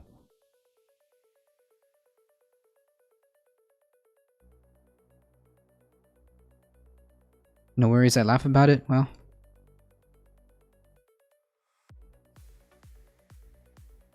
I'm the generation that has to deal with it. Yeah, no luck. Well, I mean, like, that's the point, Ro, right? That's why we're here. We're here to try to, like, do something. And advocate for policies and politics that will attempt to solve it. I mean, like, as much of a, you know, doomer pill is that the fact that, like, even though that we've been trying and trying and trying, as much as we can, I get that it's bleak, but that doesn't mean that we shouldn't continue to push and try to do whatever we can in the time that we have to make it as better as possible, right? Like, that's really what we should be striving for, right? And doing whatever we can in the time that we have with the tools that we have to make this a better place. And, you know, I mean, it's just, I just hope long enough to see Trump President Kanye. No, hard pass. It's just one of those tragedies that could happen. Not to mention nuclear war, which would cancel all the rest out. Yeah, I mean, that's a looming issue. But regardless, I mean, I know that the reality of the situation doesn't look good, and it probably isn't good, but that doesn't mean we shouldn't try. That doesn't mean we shouldn't try and do what we can in the time that we have with the tools that we have, right? I mean, that's just, I think that, you know, given what we have, that's what we should do.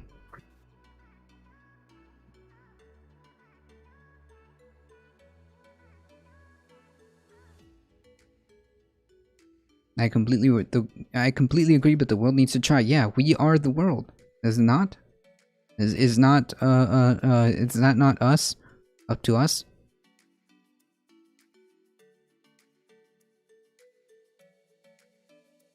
I'm confused. Why are you confused, Kevin? How's it going? Long time no see.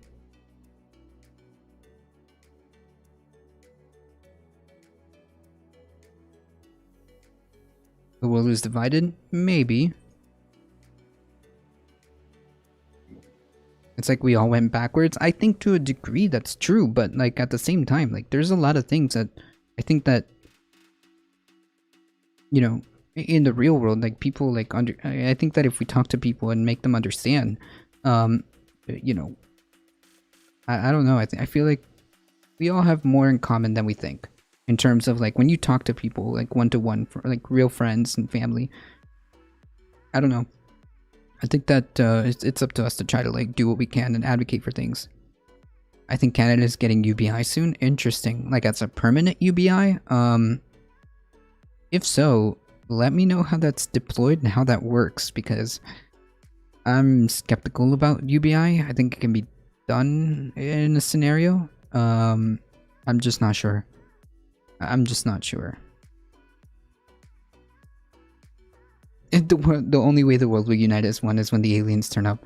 True.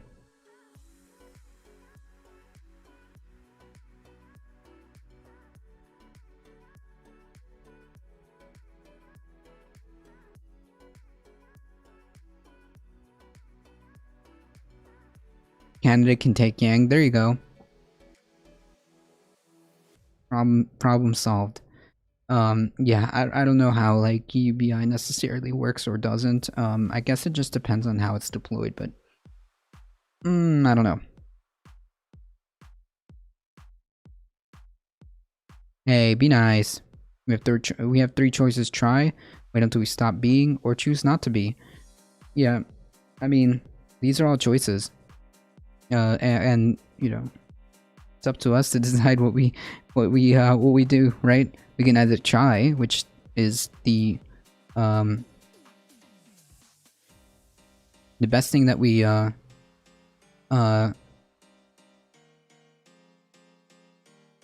best thing that we can do is try. I mean, like, see, other alternatives don't seem acceptable and don't seem like will procure the best outcomes.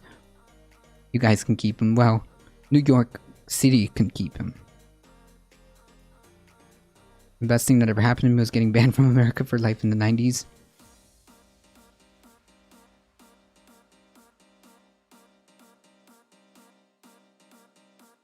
Interesting.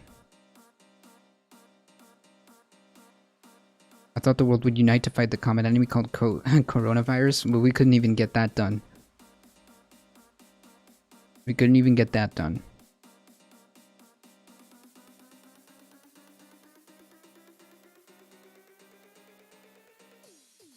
My 3-month visa turned into 2 years.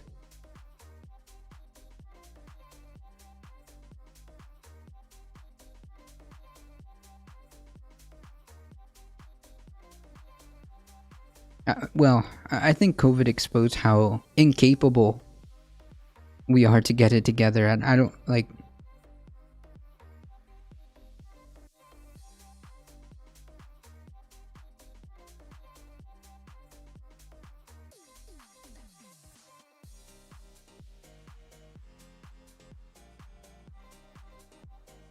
Yeah, but also that's not like that's also a false like dichotomy, right? Like there is only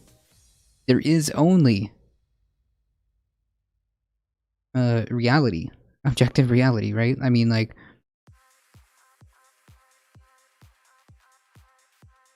most people don't want corporations to pollute, but because we have 8 people in charge of the world, it's a lack of democracy that's the issue. I mean, yeah, I wouldn't disagree to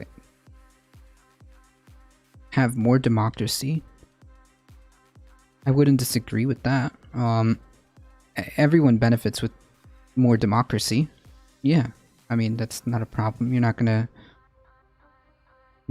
get pushback from me with that. Hey, people with 90% of the wealth, it's just yeah, true. I mean, I'm not gonna deny the reality of the situation isn't good. I'm just saying that we still owe it to try and do what we can in the time that we have with the tools that we have, right?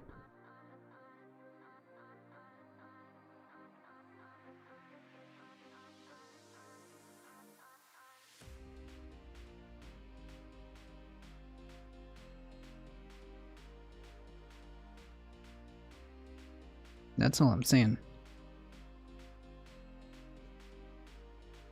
Yeah, I know, Zeoduke. I know.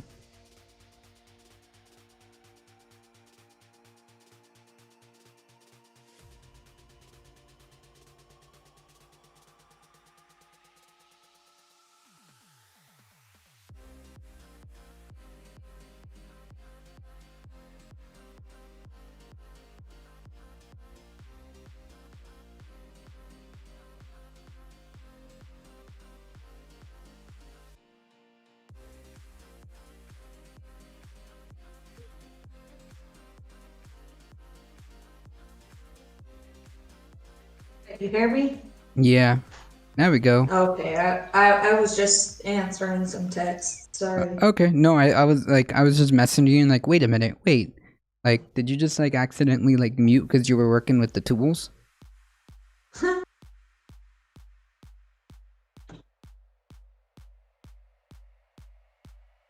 Well, yeah, a lack of democracy is a issue, one of the many. One of the many one of the many issues.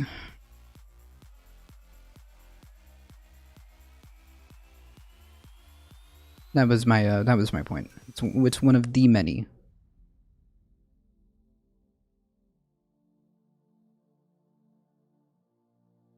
And you're absolutely right, Zeoduke. You're fighting labeling just to tell us what is in it. Or how repairable. Or like the whole like right to repair thing with technology.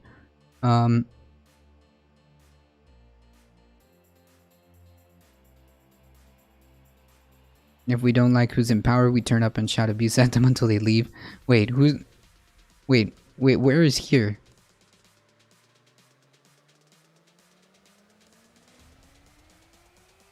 That's how we can best them? Oh, in Scotland. Oh, yeah. Oh, true. True.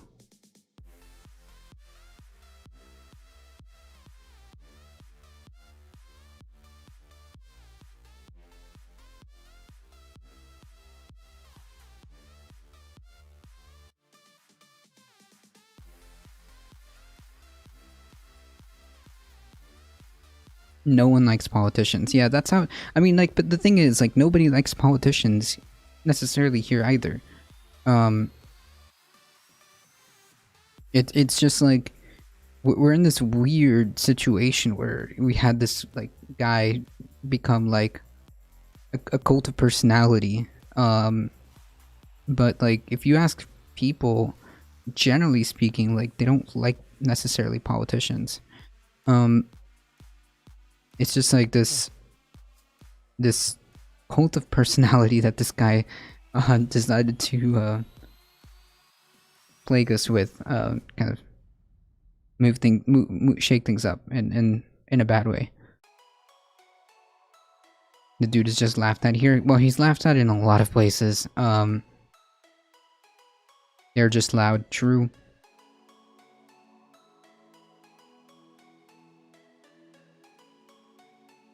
True.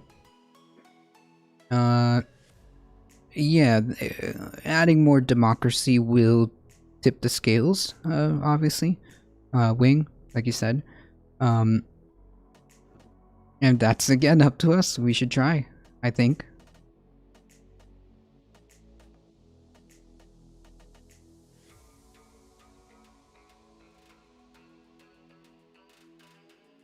He tried to tell Scottish people that windmills cause cancer, and then they were done with. Yeah, I mean, something as egregious as that. Embarrassing. Embarrassing. I'm just glad we don't really need to refer, as of yet, to this person anymore.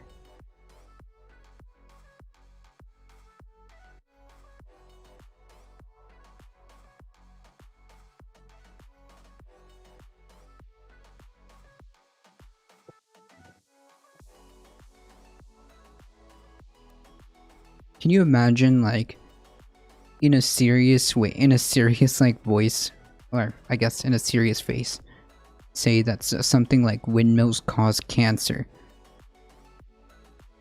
and people take that seriously? 20% of people took that seriously.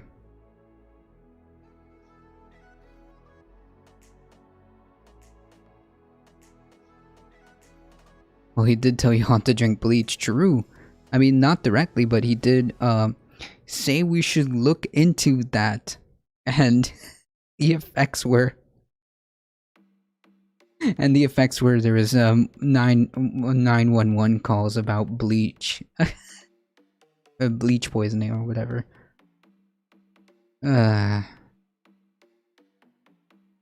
Right. That's right, Dustin. It's like telling Texas to put ethanol in all their water pipes to help them not freeze. True. Like the problem is like Hiroshima. The problem is it's like, yeah, on the surface it is egregious and beyond parody, and it is, it is mildly like yeah, on its surface it is funny, but unfortunately that had some serious real life repercussions. I mean, unfortunately, like if this was just like some clown on the internet, I mean, he ended up he is a clown on the internet, but a clown on the internet with the status of president who had decisions and lives in his hand, and yeah, he did a lot less damage than I thought he would. I mean, well, we have, you know, systems to limit the stuff that he can do to a degree, but yeah, I mean, it is undeniable that there's real life consequences to, you know, to this. Well, I mean, him being involved in anything is bad. That's the that was the whole problem, wasn't it? Not just, you know, it's kind of a thing, kind of a weird thing to just say. He would be the one to nuke first. I mean, he did say he would think about nuking hurricanes. I mean,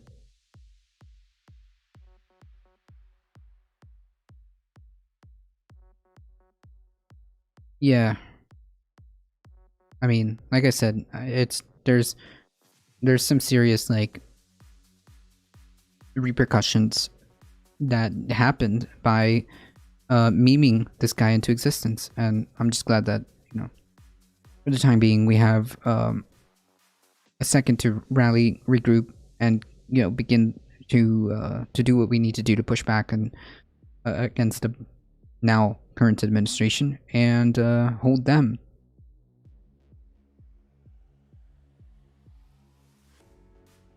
Nah, I don't know, but maybe there will be a movie. I mean, maybe there will be a movie later. I don't know. For sure, this is going to be one of the for sure, this is if we. For sure, this is going to be a studied period of time for political and historical academia. Like, no doubt in my mind that this era will be studied in political and historical academia. Like, not even a question.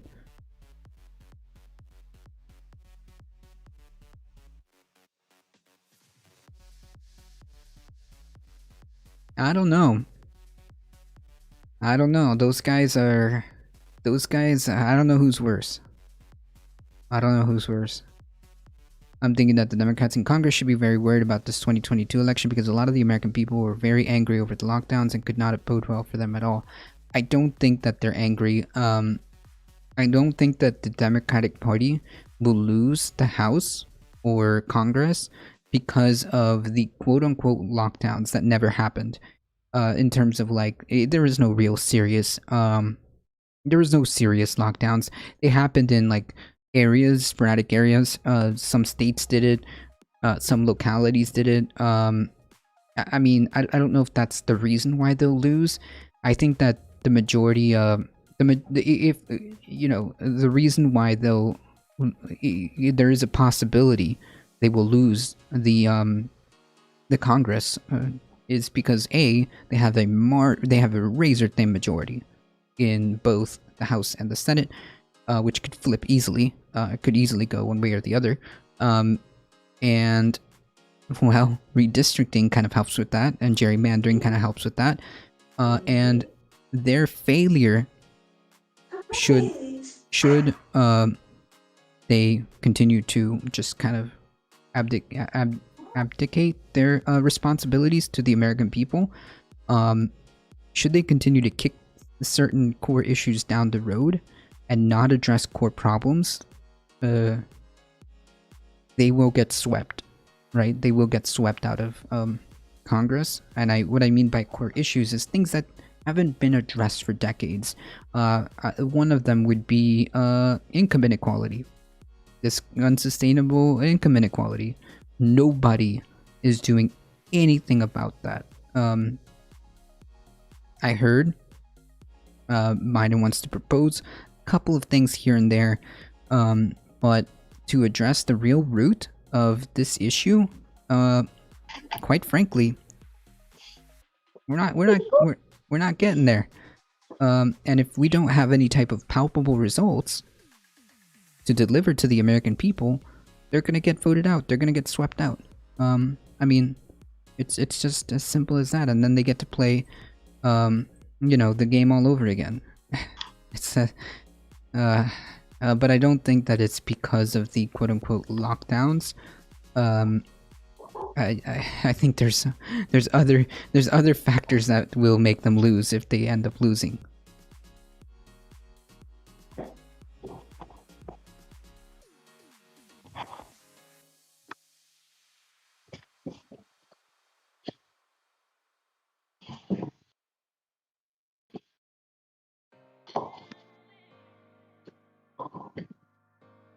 Yeah, I heard about that, Memmius. Alright, so it is kind of like just about 2 p.m. So I'm gonna take a second and first of all, take a second to pause, and second of all, to show for myself for a second. If you guys enjoyed the content, make sure you hit that follow button. It really does help us out. Make sure you join the YouTubes, like the stream, follow, subscribe, all of that awesome stuff. You know, the stuff, because you guys are what makes this channel grow, and I really appreciate all of your support. You guys are what makes this channel go, and always spread the word far and wide that this is the chillest place for news and politics. We do the news in the AM Monday through Thursday, 9 a.m. to 11 a.m. Eastern time, and we have a chill session on Saturdays with the co-host on Saturday Caturdays, which I will take a second to pause and bring out one of the kitty cats. Yes, I'll bring out the kitty cat here so that we can deliver on our promise for Saturday Caturday. But yeah, so just a second to chill for ourselves. Follow, like, subscribe, all insert X social media here, and spread the word far and wide. Chat, I purchased a Difficult Truth t-shirt and I loved it. Thank you. Which exclamation merch will guide you the way. Yeah. Thank you, Hildebeest. Thank you. It is a coffee break. I'm gonna locate our cat here, and I'm gonna bring yes, and bring Vaquita. I'm off to go get my one-shot J&J and sacrifice myself for science. Well, good thing we already have all that data, and you should be fine, Dustin. Thank you. Hold on, round of applause. Thank you. Go get that shot. And thank you, Hildebeest. I mean, like, your support, and again, going back to Ben as well. All of your support has been just amazing, and you guys are just too kind. I will be right back. Hopefully, I will locate Paquita and bring her here.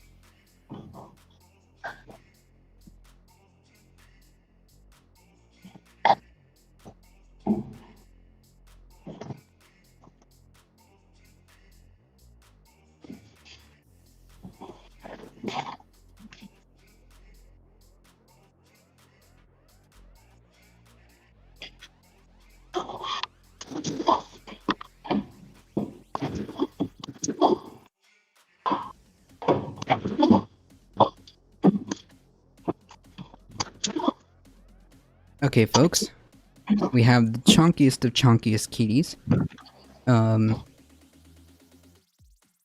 I really like the logo. Yeah, I think there is shipping to Canada. I think I checked because I don't know if it was you, Memmius, or somebody else asked me about shipping to Canada. I think we ended up checking on that, and it is possible.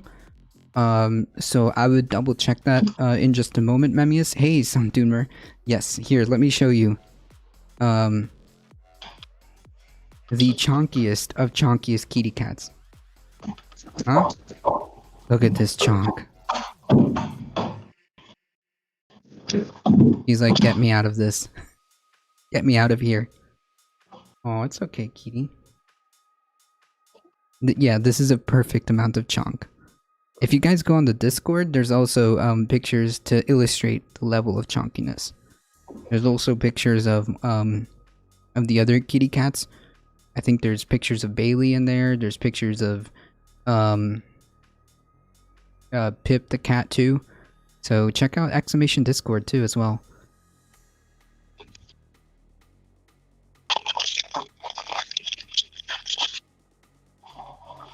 I'm currently renewing my bank card, that's why I haven't been able to renew my sub yet. Hey, no problem, Memmius. If you ship to Canada, I'm getting a t-shirt. Cool, we'll get that info for you in just a minute here. I will pull that up for you. I'm pretty sure we went over this. Oh, there we go. What? There's your answer. Hilda Beast, I live in Canada, and the t-shirt got shipped to me, no problem. There you go. So... Isn't this precious? She doesn't come on stream very often, but I'm gonna take a second to show her off. Yeah. Like the stream for the cat, okay? If you follow us and you like her stuff, do it for the kitty cat. Follow the stream for cats. For the kitties. I'm trying to get kitties in here, I just haven't gotten any yet. A+ chunky girl, 10 out of 10 wood pet. Yes. And she's purring. Looks like she's comfortable. She's comfortable with hanging out here. As long as I got her supported, she's good. Terra Supernova, how's it going? Has everybody followed Terra Supernova yet? You should. Oh, she's done. Has everybody followed Terra Supernova yet? You should. Alright.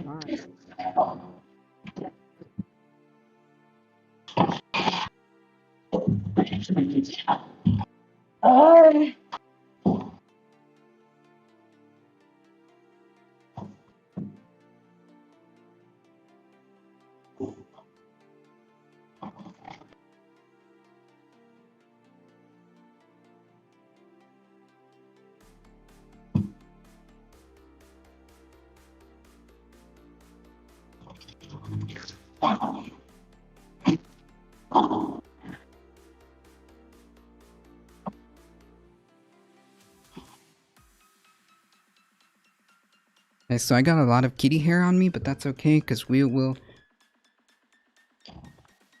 use the little pet hair remover later. Heyo! Thanks for the shout out, of course. Yeah, go everybody. Hold on. First of all, since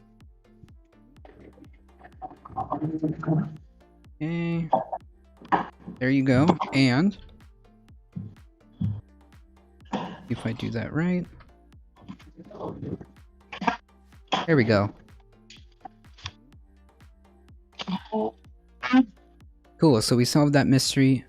Yes, there is shipping to Canada, and I'm sure, like, I know I saw that somewhere. So yes, you can absolutely do that, Memmius. Only 896 new cases today, so things are starting to look up. That's good. 86 cases. That's whoa. 86 cases, okay. Nice. I didn't know. I thought it was closed.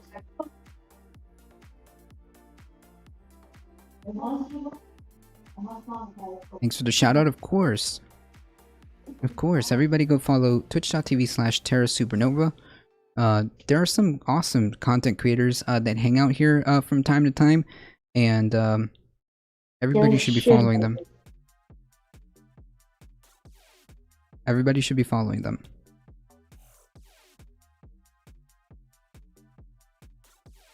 Well, I'm glad that cases aren't there. Cases there aren't so bad.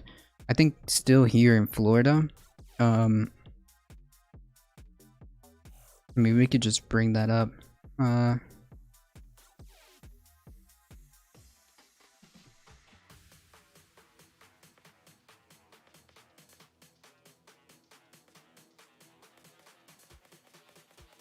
The good news is that it's in a downward trend, but we're still getting an average of anywhere from 3,372, 3,590. So yeah, we're still getting thousands of cases on average. So yeah.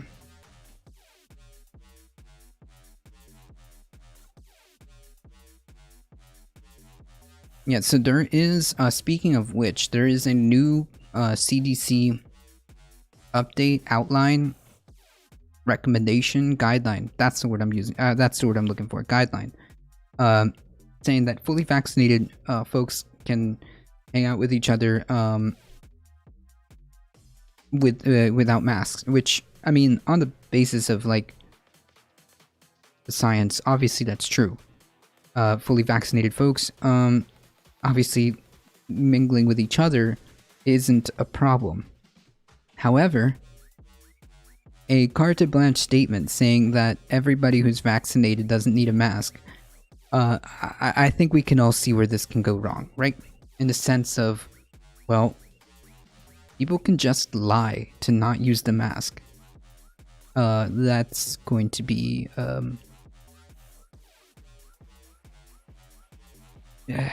that's going to be an issue. I don't disagree with the CDC's science behind it. I just think that, like, specifically here in the US, I don't know. I would have held off until we had more people vaccinated before making an announcement like that. That could, that could have some serious impacts. And unfortunately, people are going to take that, and it's true. I mean, really, it is true. There is no problem with people who are fully vaccinated to be able to hang out with each other. That's not an issue. However, the problem becomes when there's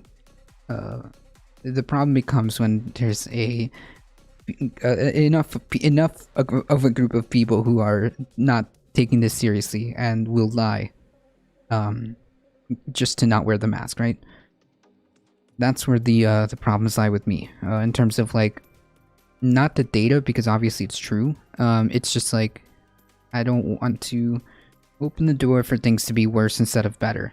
I just want this nightmare to end. I'm sure all of us do. And I think they should have been a little bit more measured, and should have waited just a little bit more as vaccination rates get into that zone. Yeah, they're gonna totally lie and go all over the place. Yeah, that's the issue, right? Because technically, they could just lie, and there's no mandate for anything, really. There's no mandate for you to show anything. It's carte blanche, just the honor system, folks. Which, in a perfect world, would be sufficient, but yeah. It's not a perfect world, unfortunately.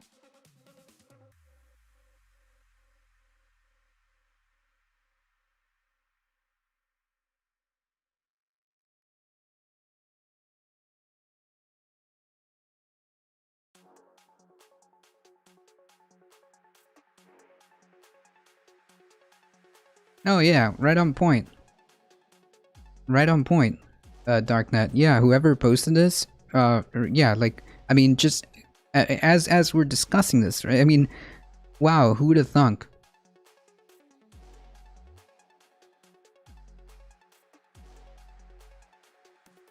I'd like to point out that this guy is also attempting to run for Congress. Oh yeah.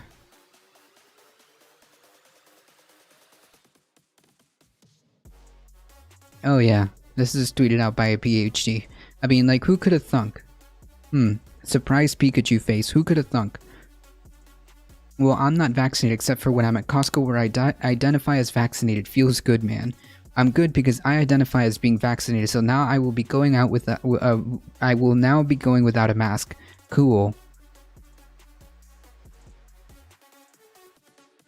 I identify as vaccinated.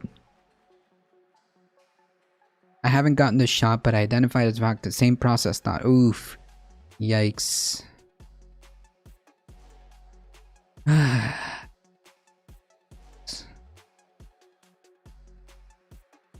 Oh yeah, hey, our good friend Tommy Lauren. Our good friend Tommy Lauren.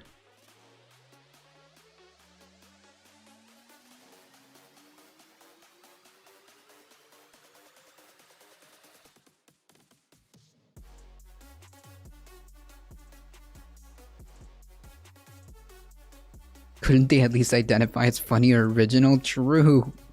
True. Not only that, like, I mean, like, what is the extent? How far are we willing to go to own the libs, folks?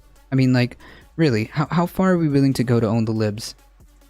I mean, seriously, how far? How far are we willing to go to put people in danger to own the libs? I mean, like, this is psychopathic.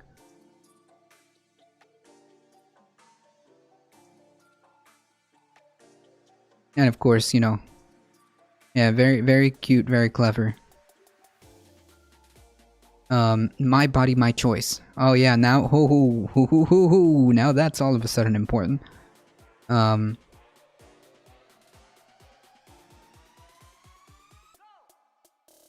Yeah, not the same thing. I mean, like...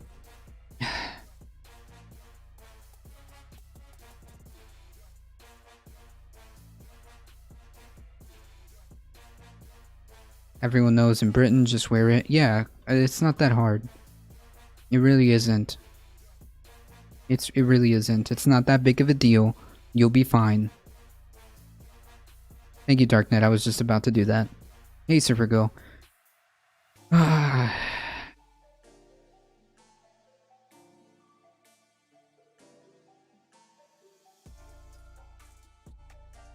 don't even know what to say. What, I mean, I guess just, I mean, I would say the same thing when you have, like, egregious, like, positions like this, I mean, that are unmovable. I would just say, honey? I would just say, like, hey, you know what, maybe, I have concerns about some of this. We'll talk about it, like, you know, I think that we'll talk about, like, this, in an open way if you do, and yeah, let's just, yikes. Yeah, I mean, like, nothing to say other than I have concerns about the stuff that you've been saying. If you ever want to talk about it, like, you know.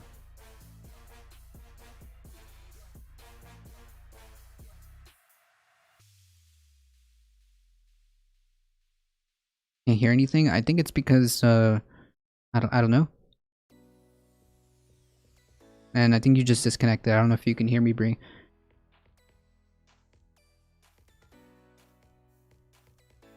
A difficult truth just made me vomit with the word Tommy. These are the individuals that we're facing. Like, so...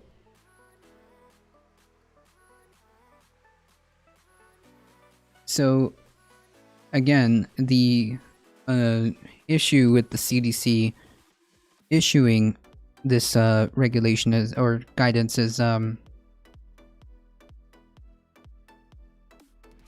issue with this guidance is, like, not that it's wrong, it's just that we have people like Tommy Lauren just completely acting in this way.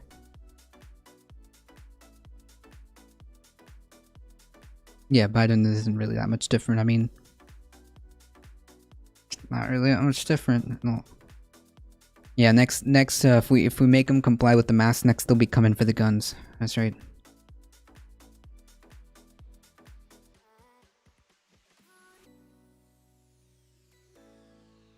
there's another couple of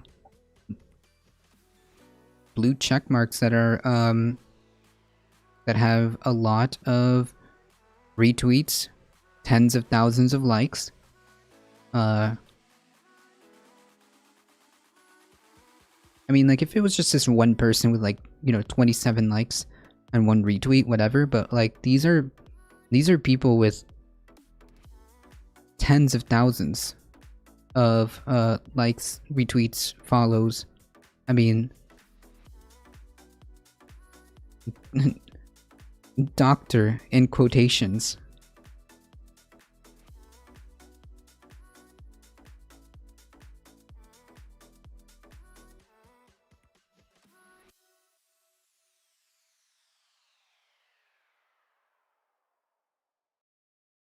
Like,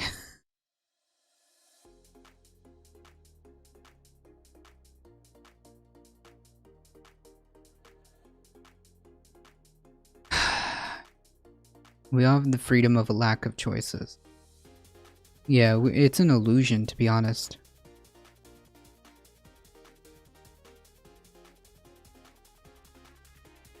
No, no more celebrities as president. I think we tried that already.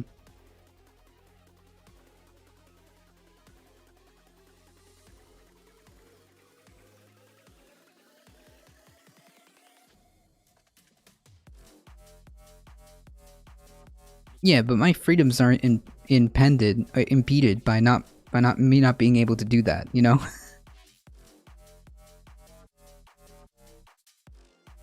But we got video back.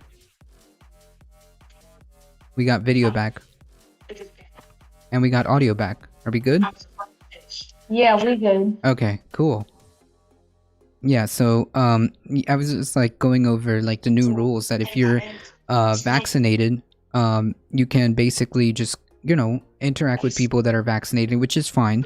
The problem is we got a bunch of, you know, people twisting that around and now say, and now say like, oh yeah, well, I'm just vaccinated. I identify as vaccinated. I mean... Giving them consequences on their actions and their mouths and their disrespect and... Yeah. If you had to choose a celebrity for president, who would you pick? Oh, can we get a no? Can we get a none?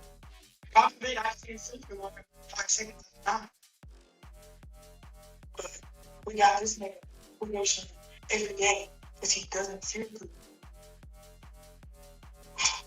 How about no celebrities for president? How about that one?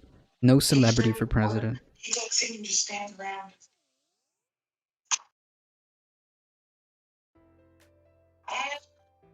I'm waiting to see if there is as a... Oh no, it get like all of this. I mean, it's like the repetitive meme going over and over again. Like...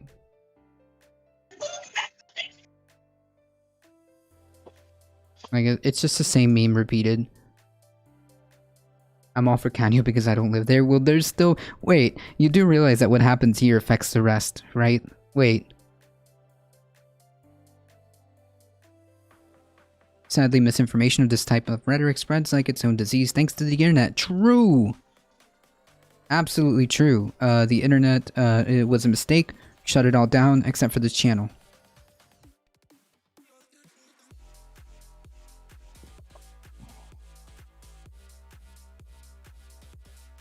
Right. Yeah, it's crazy. It's funny because it's not me. Yeah. I mean, I guess if, like...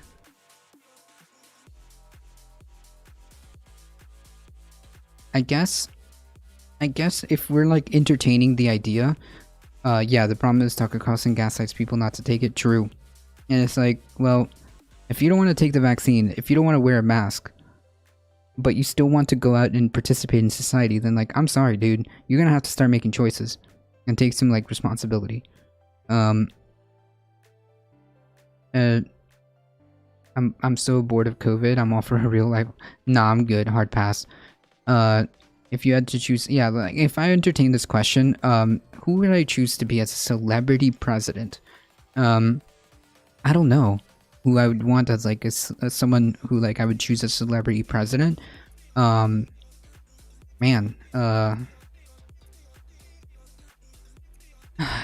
well, no, Obama was a politician. I mean, like, so, like, I guess he's a celebrity now, but, I don't know. I don't know who I would pick as a celebrity as president.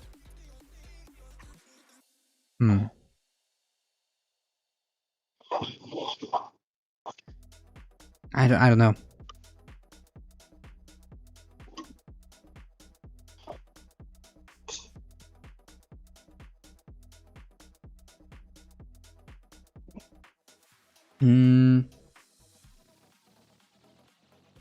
Who's someone that I like that is a celebrity? That I would be like, yeah, this person would be fine. I think I would pick the guy that plays J&J in Silent Bob. I don't know. Morgan Freeman, he's already played God a bunch of times. Yeah, no. Celebrity president, Cardi B. Alright, there's another option, but I don't know. I'm voting for Thanos? Nah. I'm good. Hard pass. A celebrity.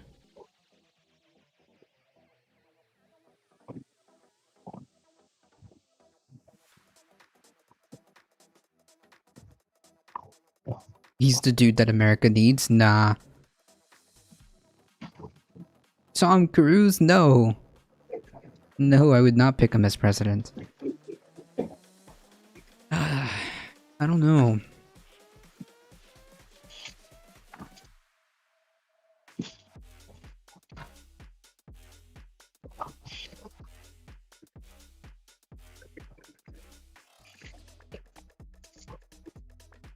Nah, Arnold Schwarzenegger? No.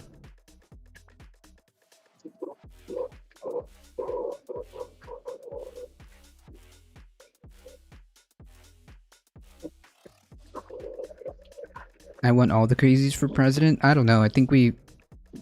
Nah, I'm good. Danny DeVito. Actually, wait. Hold on. Now we're touching on something. Danny DeVito? Yeah. Okay. Okay.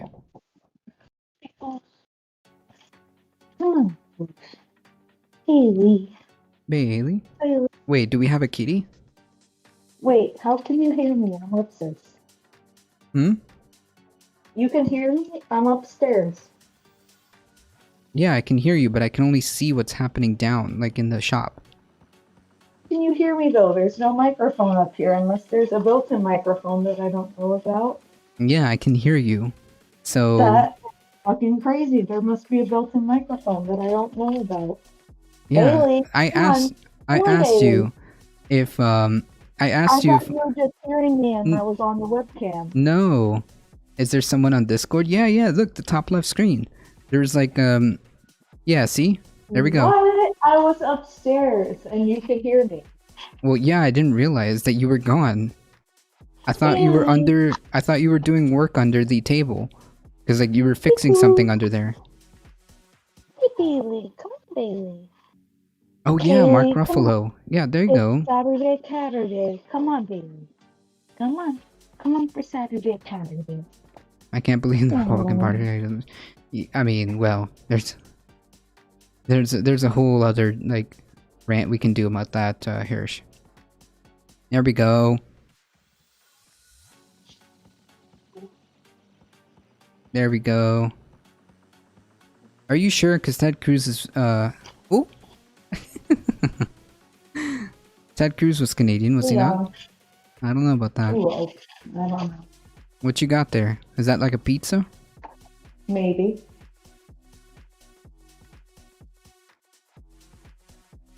Oh, it might be hot. Oof. Thank you for the follow, MixDeep144.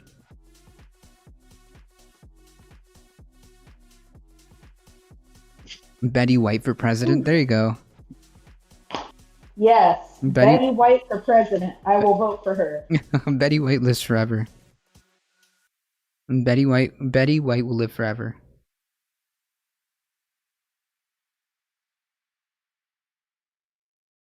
I am down with that. The Republican Party may eat itself? Well, yeah, I mean, it may seem like that. It's possible. Is it possible? Yes, bring Bailey up here. Bailey. Hold on, let me get the bigger screen. Bailey. Hi, Bailey. Ooh. There you go. Say hi, Bailey. Say hi, Bailey. Bailey. Well, it doesn't have to do with the fact that they were women. It doesn't have to do with the fact that they were women, alright? It was... Bad leaders can be bad. Bad leaders can be bad. Bailey.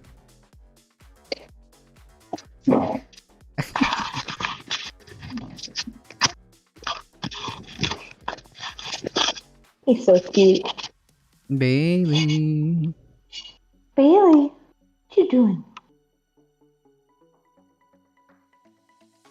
Fuzzy baby. Bailey.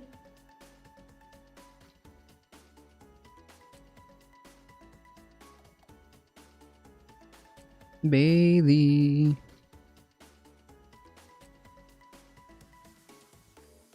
Pew, pew, pew, pew. Prime Minister of New Zealand is doing an excellent job, apparently, for the most part. For the most part, yeah. I mean, I think that under her leadership, been decent. Decent. Bailey. One day in the future, son Dunmer.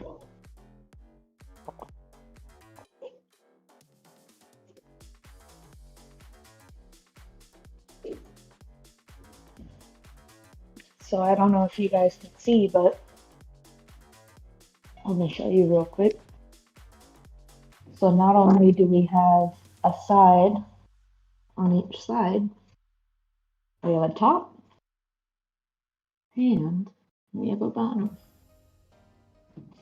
So now I just have to decide if I'm going to put 2 or 3 shelves in the middle and let that go. Nice. Shy bureaucrat Oh, with a tier 1 sub. 9 months. Oh, thank you, Shy Bureaucrat. 9 months, Pog O. Yes, Jacinda Ardern is the Prime Minister. Oops, come here. So check this out. Here we go. How do I do this?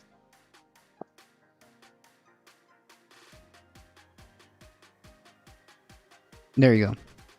Nice. So you can kind of see here.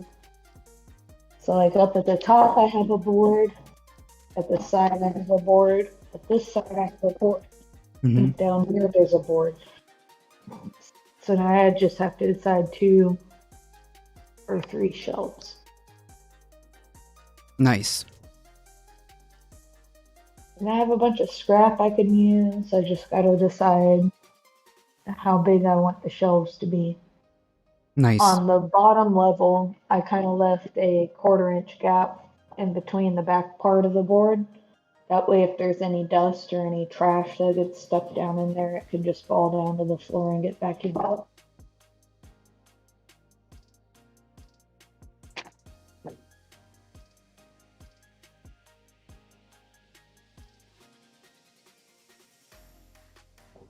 It's all coming together really nice. How's it going, Chai? Thank you so much. I appreciate the support.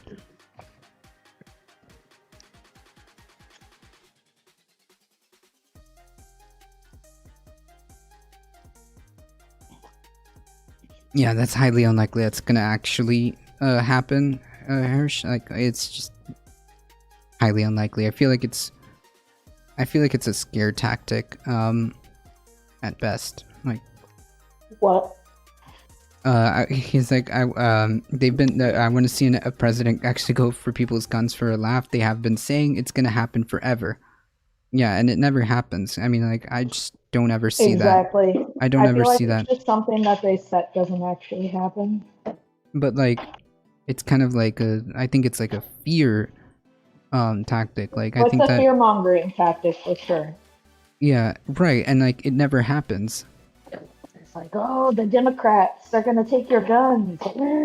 Yeah, and it's like, oh yeah, they're doing this, they're doing that, they're doing this, they're doing that, they're doing this, they're doing that. And like, are they really?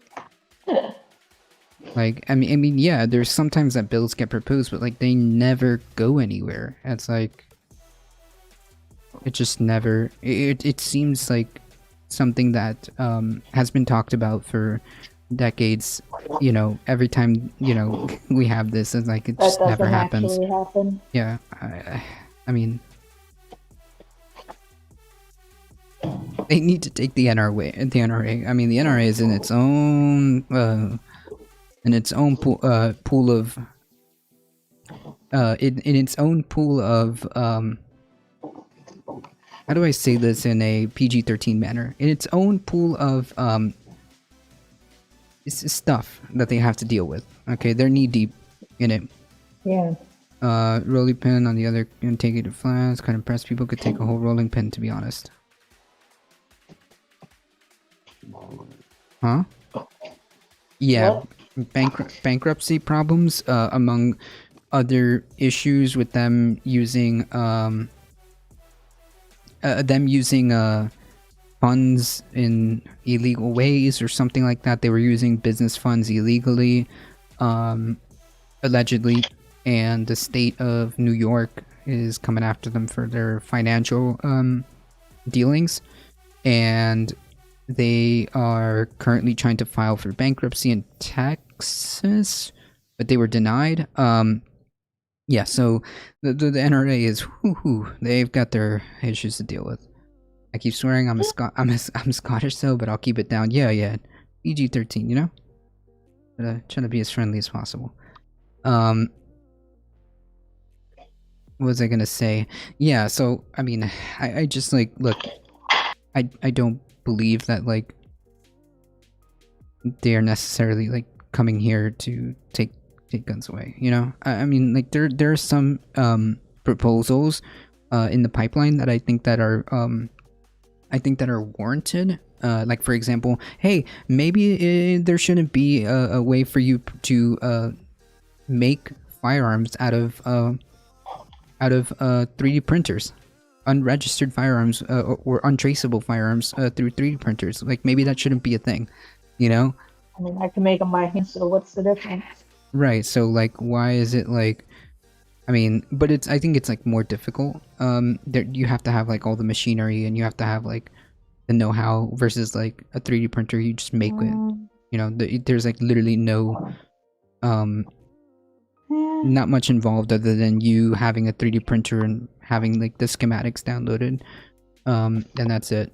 But, like, you know, having, like, these type of things, okay, sure, maybe we can make an argument for that, but, like, I don't know, like, it doesn't seem to me like there's any serious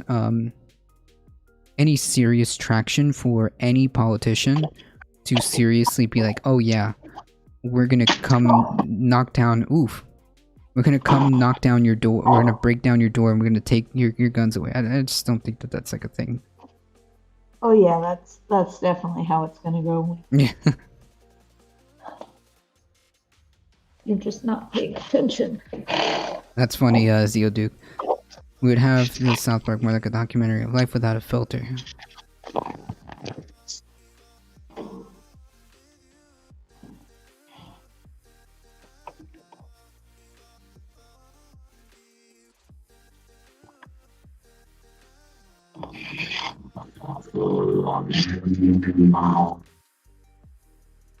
That sounded like a that sounded like almost a almost like a dubstep, like wub wub, you know? From here in the audio end, it almost sounded like a dubstep wub wub. I basically just made a cool cubby. Nice. for my bomb. Optimus Prime, is that you? Hey, thank you for stopping by, Hirsch. You stay safe.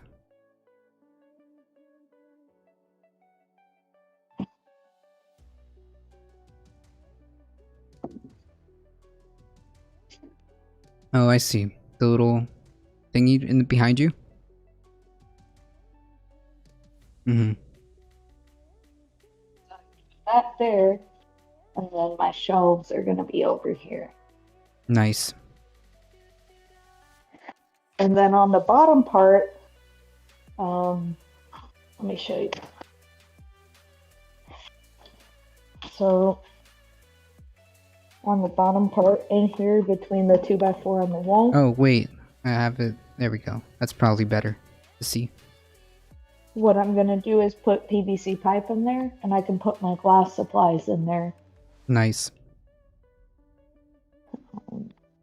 These people identify as vaccinated. I better socially distance. You know what they say? Yeah, like it's completely absurd. There was we actually watched a video where this was done by the Rational National, where there's a new conspiracy that there's a new conspiracy where now they're arguing that, or at least there was until this happened, but they were arguing that you should wear masks to protect yourself from the vaccinated. What? So that the yes. So now get this. This is like this No. is yes. This is beyond reason. So what they're saying, the new conspiracy, is that you actually, you know, remember how we had this whole deal with masks? Nobody wanted to wear them. It was a problem.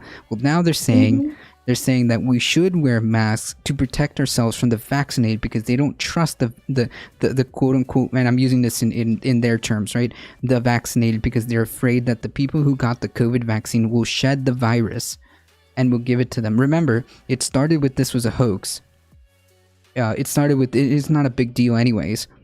And then it went to, oh yeah, well, I mean, it's just a 0.1% death rate, to now we need masks to protect ourselves from the people who got the vaccine because they are afraid that it's going to shed the virus, which the vaccine is not made from the virus. Okay, it's got a spike protein from it. It does not contain the actual live virus. Okay, that's not how this works. And second of all, it doesn't make you shed the virus because of the response that your antibodies do. You don't shed the virus like that. Okay, it doesn't work like, it just doesn't work that way.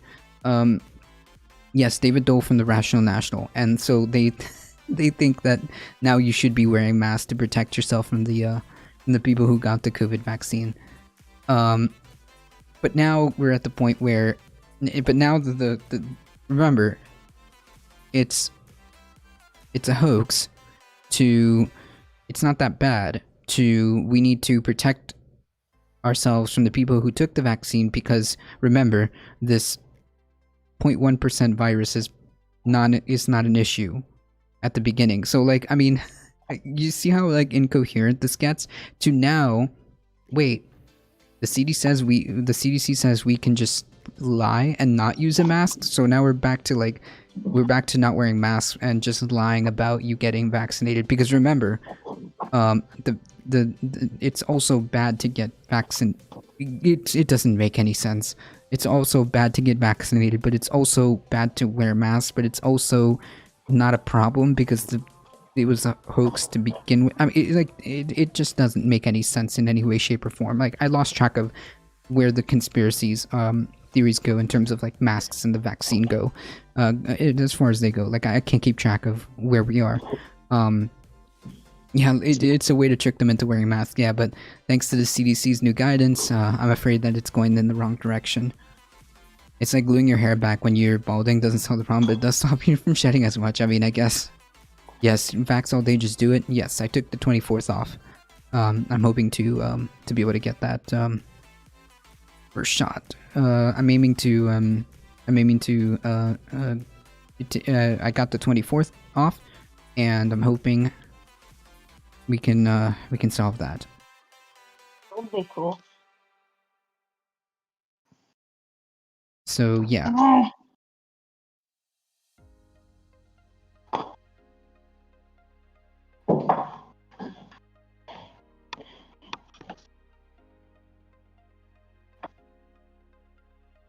Yeah, unvaccinated people will be the ones that are getting sick, while vaccinated ones won't get sick. I mean, like, to be clear, there are, albeit very small, but there are, like, scenarios where you can get COVID even though you're vaccinated.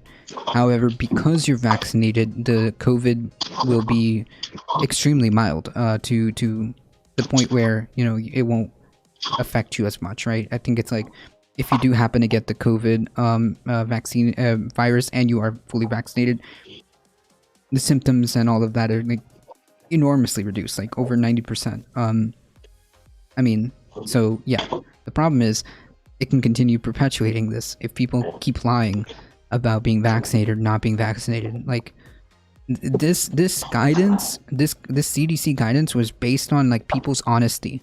Like this CDC guideline was based on like people not lying and people having like misinformation that's going around in the internet, right? They didn't, I don't know if they took that into account. But yikes. I really wish they would have waited until we had more people or or wearing a beanie. True.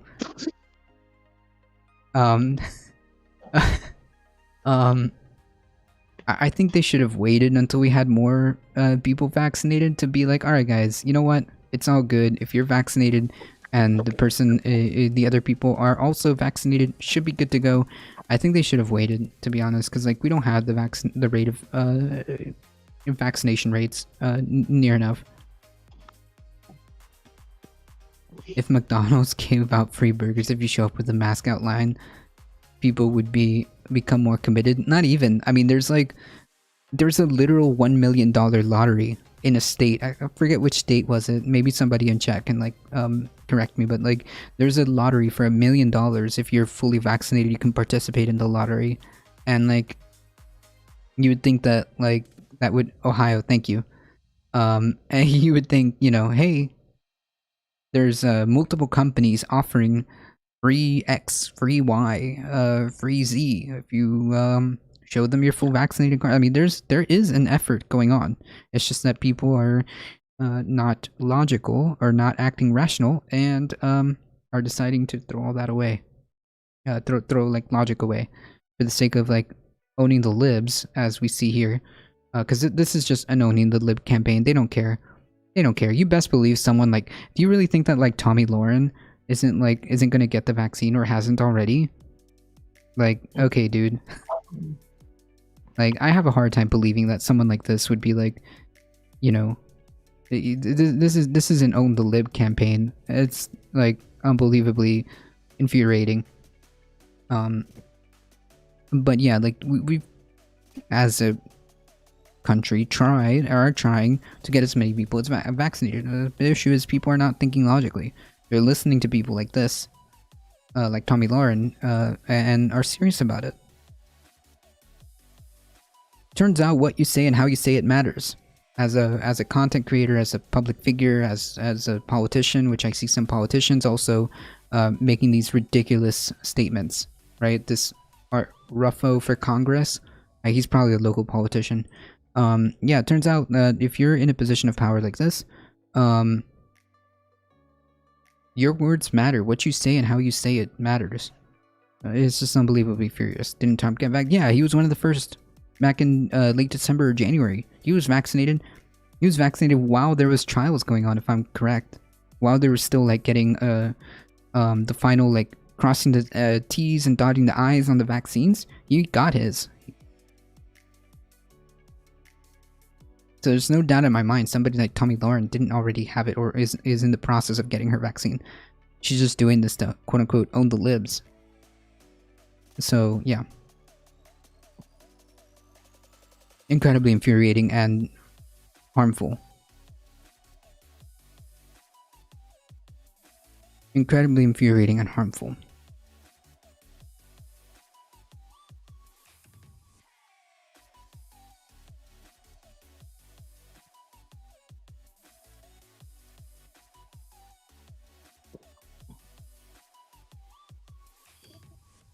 Alright folks, unfortunately it is about 3 o'clock, so I do have to get going. We're actually going to do some we're actually gonna do some gardening and take care of some of the stuff for the kitty cat.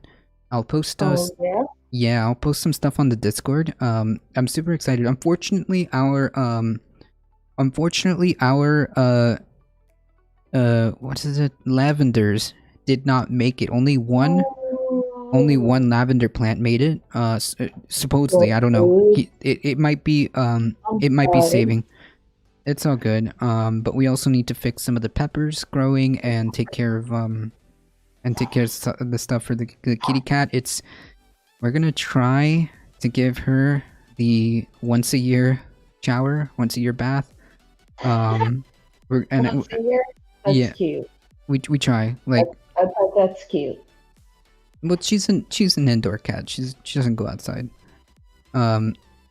So like I think like once or twice a year is like necessary because they don't really need that. They don't really need baths that often. I can kind of see it too. And I mean what I mean by trying is I mean like really trying.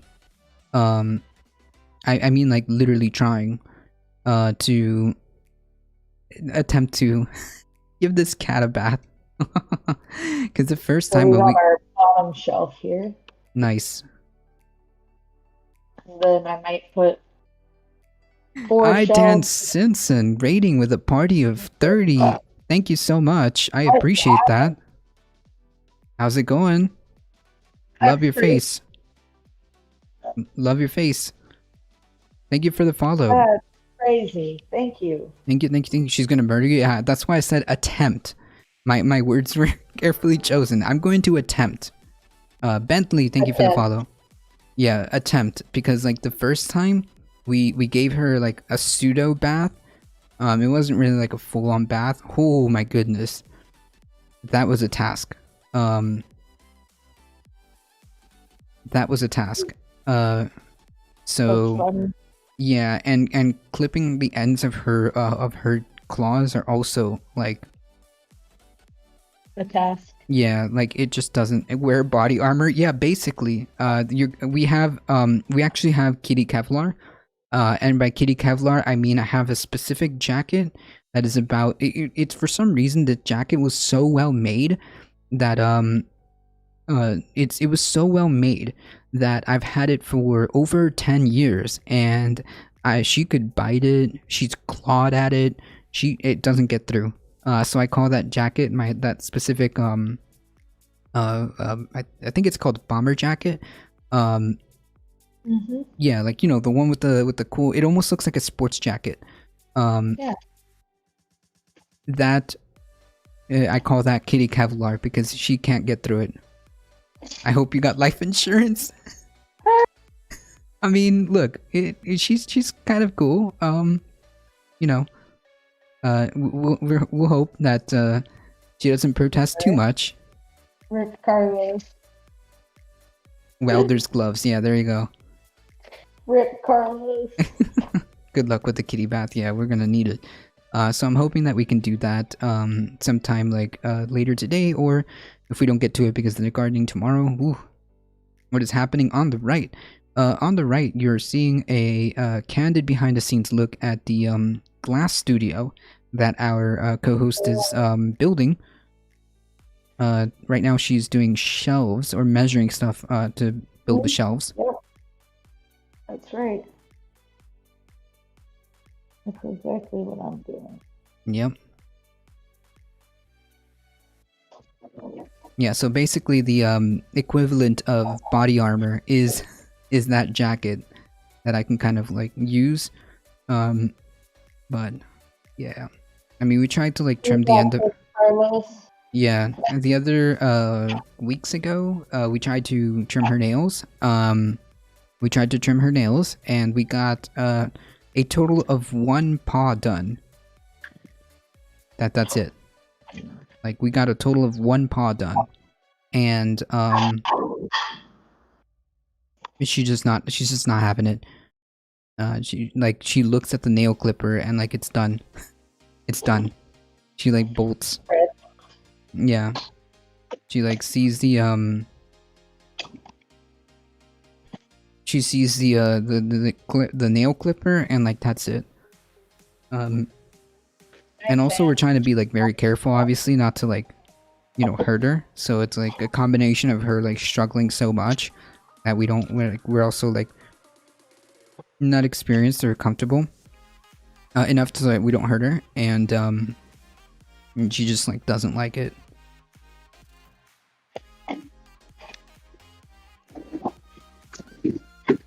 Yeah, mildly sedate her. Yeah. I want to build a nice cat wheel, but carpentry is hard. You see how much a cat wheel costs online? Yeah, I mean...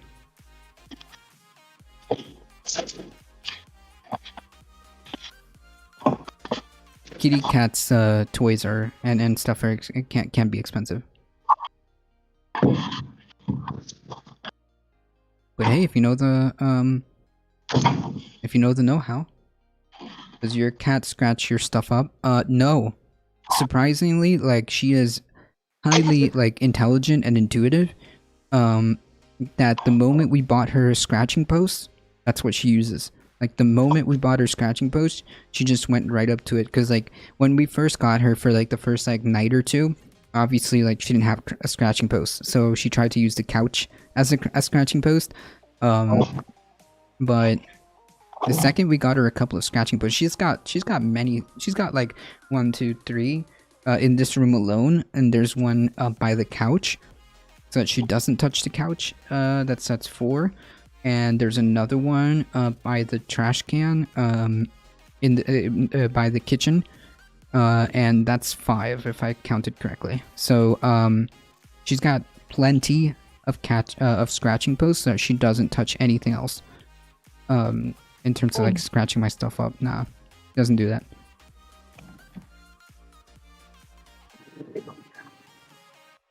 Well, that's good. Yeah.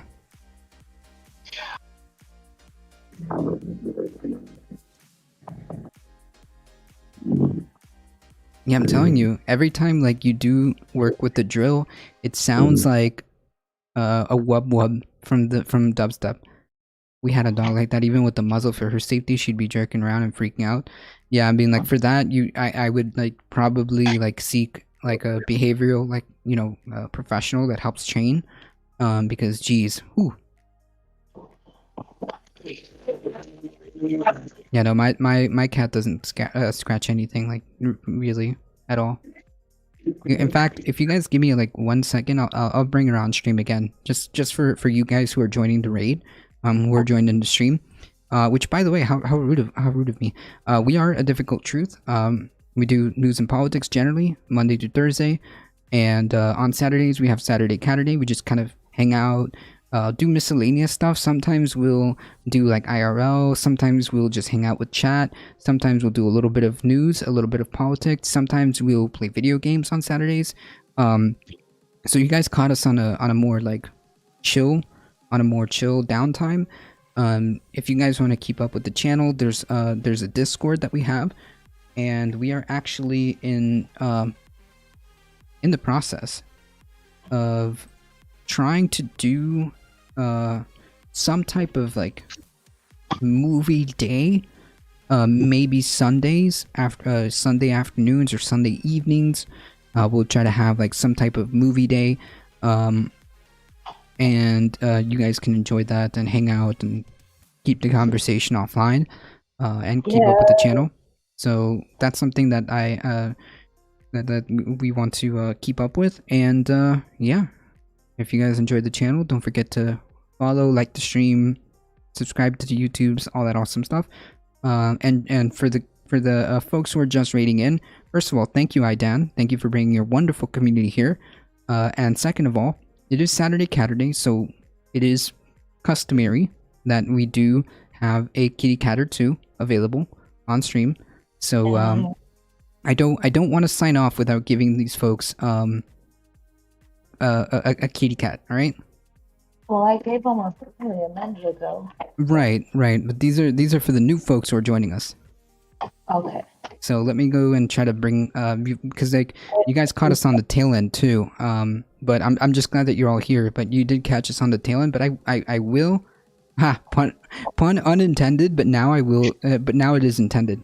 But I will bring a kitty cat as customary for you folks. Hold on.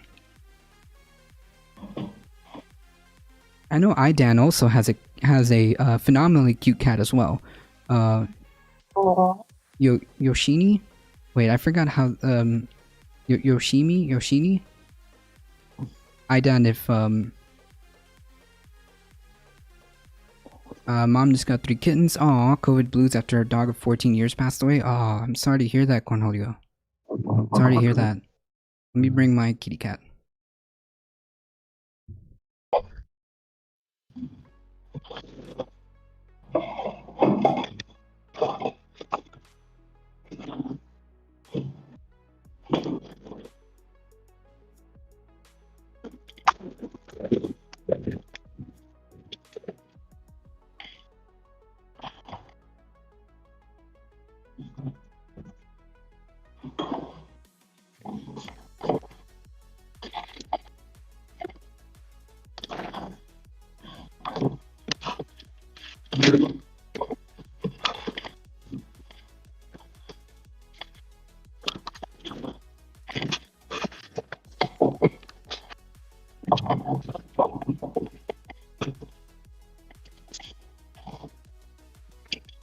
She is the chunkiest chunk.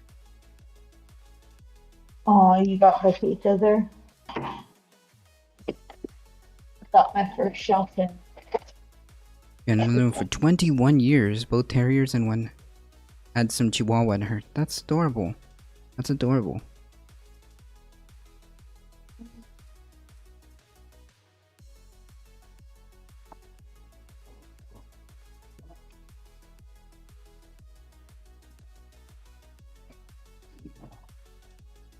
Yes. Zol.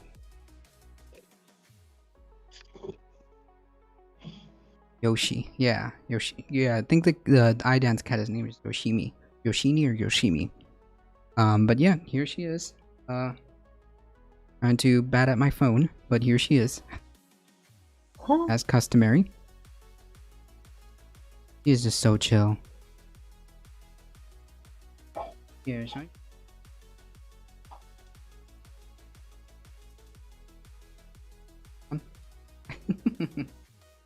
Tries to claw me. Oh, you got a vaquita there.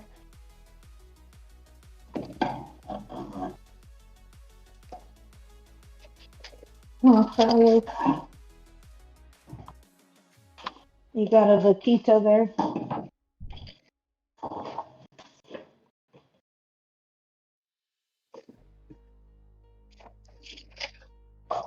All right. So, as customary, Saturday Caturday. Makita's becoming a little bit more chill. She acts like an older cat. Yeah, you know, somebody else mentioned that, Darknet, so now I'm starting to doubt. Maybe I got her age 1000% wrong. Because when we first got her, I mean, she still had that roundness and, like, youngness of a kitty, so we thought, like, well, there's no way this cat is, like, less than a year old.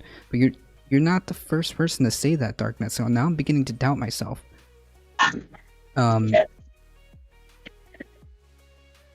Yeah, I'm not sure. We gotta take her to the vet and make sure she, you know, she's all good. Do it. We were able to confirm that she is spayed.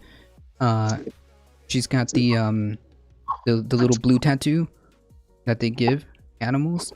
They put like a small like blue I don't know, I call it like tattoo, but it's a small mark on the tummy to indicate that they are spayed. So she's definitely spayed. I don't know. So like when my mom saw her, she thought that she speculated that somebody must have like abandoned the kitty cat, or must have abandoned this cat because like she is so intuitive and so like house trained that we think that she is abandoned. She was abandoned because like maybe somebody couldn't take care of her. maybe during the pandemic or something, they just like, you know, let her out on the street, and like she just happened to land on our neighborhood. But yeah, my mom thinks that she is A, older, and B, that she was here as a as an abandoned cat that somebody just left, which is kind of sad.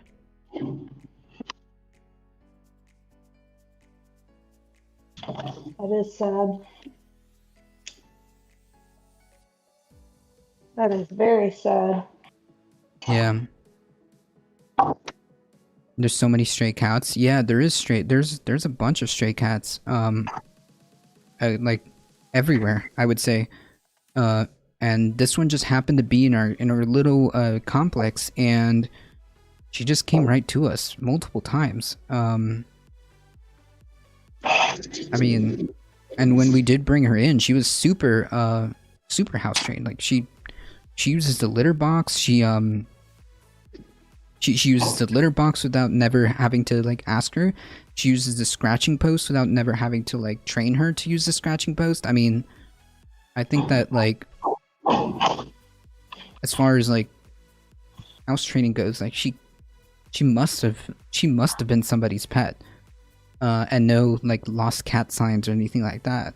Like she must have been somebody's pet, either that or I don't know. Makes sense. Yeah, I mean, it's quite possible.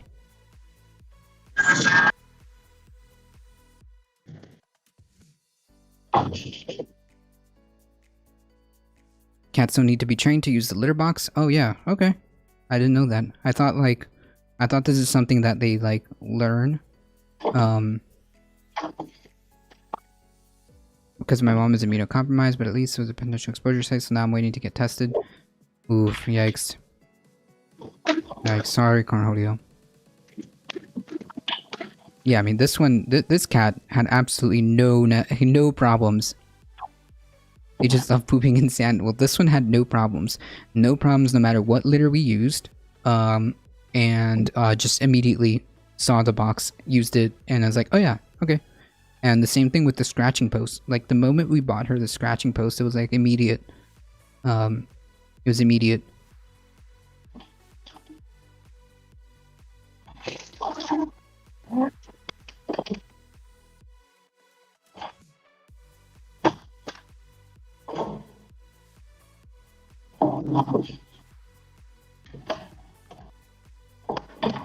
Alright folks, so unfortunately I do have to start heading out. I want to thank everybody for being here. Thank you, Darknet. Thank you for all the new follows. Thank you thank you to Idan Simpson for coming in with their community. I appreciate that. Geez, you guys have been absolutely phenomenal. Thank you, Bleepop Ben, bringing your gracious community here. Chai Bureaucrat with the tier 1 sub, thank you so much, 9 months. And all of these wonderful new follows, thank you guys. Before we sign off, I'm just going to thank each and every one of you. I mean, I just can't thank you guys enough. You guys are what makes this channel grow. It's you guys. Thank you, Bentley. Thank you, Hormonal Imbalance. Thank you, Mixed 144, Words Are Fun, Dustin Payne, Thrashing Mad, Anarchist Tech Support, and Metikulak. For all these new follows, thank you, and again for all of your support. If you guys enjoy the content, don't forget you're here Monday to Thursday, 9 a.m. to 11 a.m. Eastern Time, and Saturdays we do Saturday Caturday, where we hang out, chill, have a good time, and they take right to it. Nice. And of course, Alio, with a 11 biddies right before we sign off. Thank you so much. I appreciate that. I didn't forget. Thank you. And quick shout outs to everybody. Surfer Girl Philly. Don't forget to follow twitch.tv/surfer GRL Philly. Surfer Girl Philly. Don't forget to follow Alio, Bleep Blop Ben, Idan Simpson, all of these wonderful, phenomenal content creators. Doodle Muffin. Wait, Doodle Muffin, do you stream? I forget.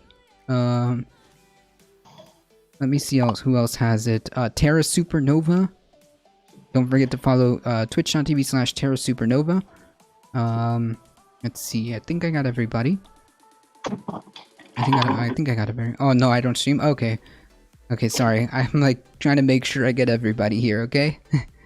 Okay, sorry about that. So make sure you follow all of these wonderful, wonderful creators. And let's see here. Let's give thank you though. No, of course. You know what, Tina? We haven't rated Tina_2 in a while, so make sure you follow them and make sure you follow and show them some awesome love. I think they're also doing a partner push as well. So let's go show some support to them. And don't forget also Bleep Blop Ben is working on his too. Follow them. Do all the awesome stuff. You guys know the things. Follow, like the stream, subscribe to the YouTube, do all that awesome stuff. Join the Discord to keep the conversation going offline, as always. I stream Netflix. Does that count? True. Follow Cornholio for some Netflix stream. No. Yeah. Well, I mean, if you join the Discord, we'll do movie days where we can just pop a movie in and everybody can just watch that. If you guys want that, join the Discord. Exclamation Discord. Exclamation Discord. Okay, guys. As always, thank you guys so much. I mean, you guys are awesome, phenomenal. We appreciate you guys. We love you all. Stay safe. Take care. We'll see you in the next stream. See ya. All right, we're heading over to Tina_2. So stay with us and let's go show Tina some awesome ADT love. See ya. Memius, thank you for hanging out. We're heading out in 5, 4, 3, 2, 1. Here we go. Bye.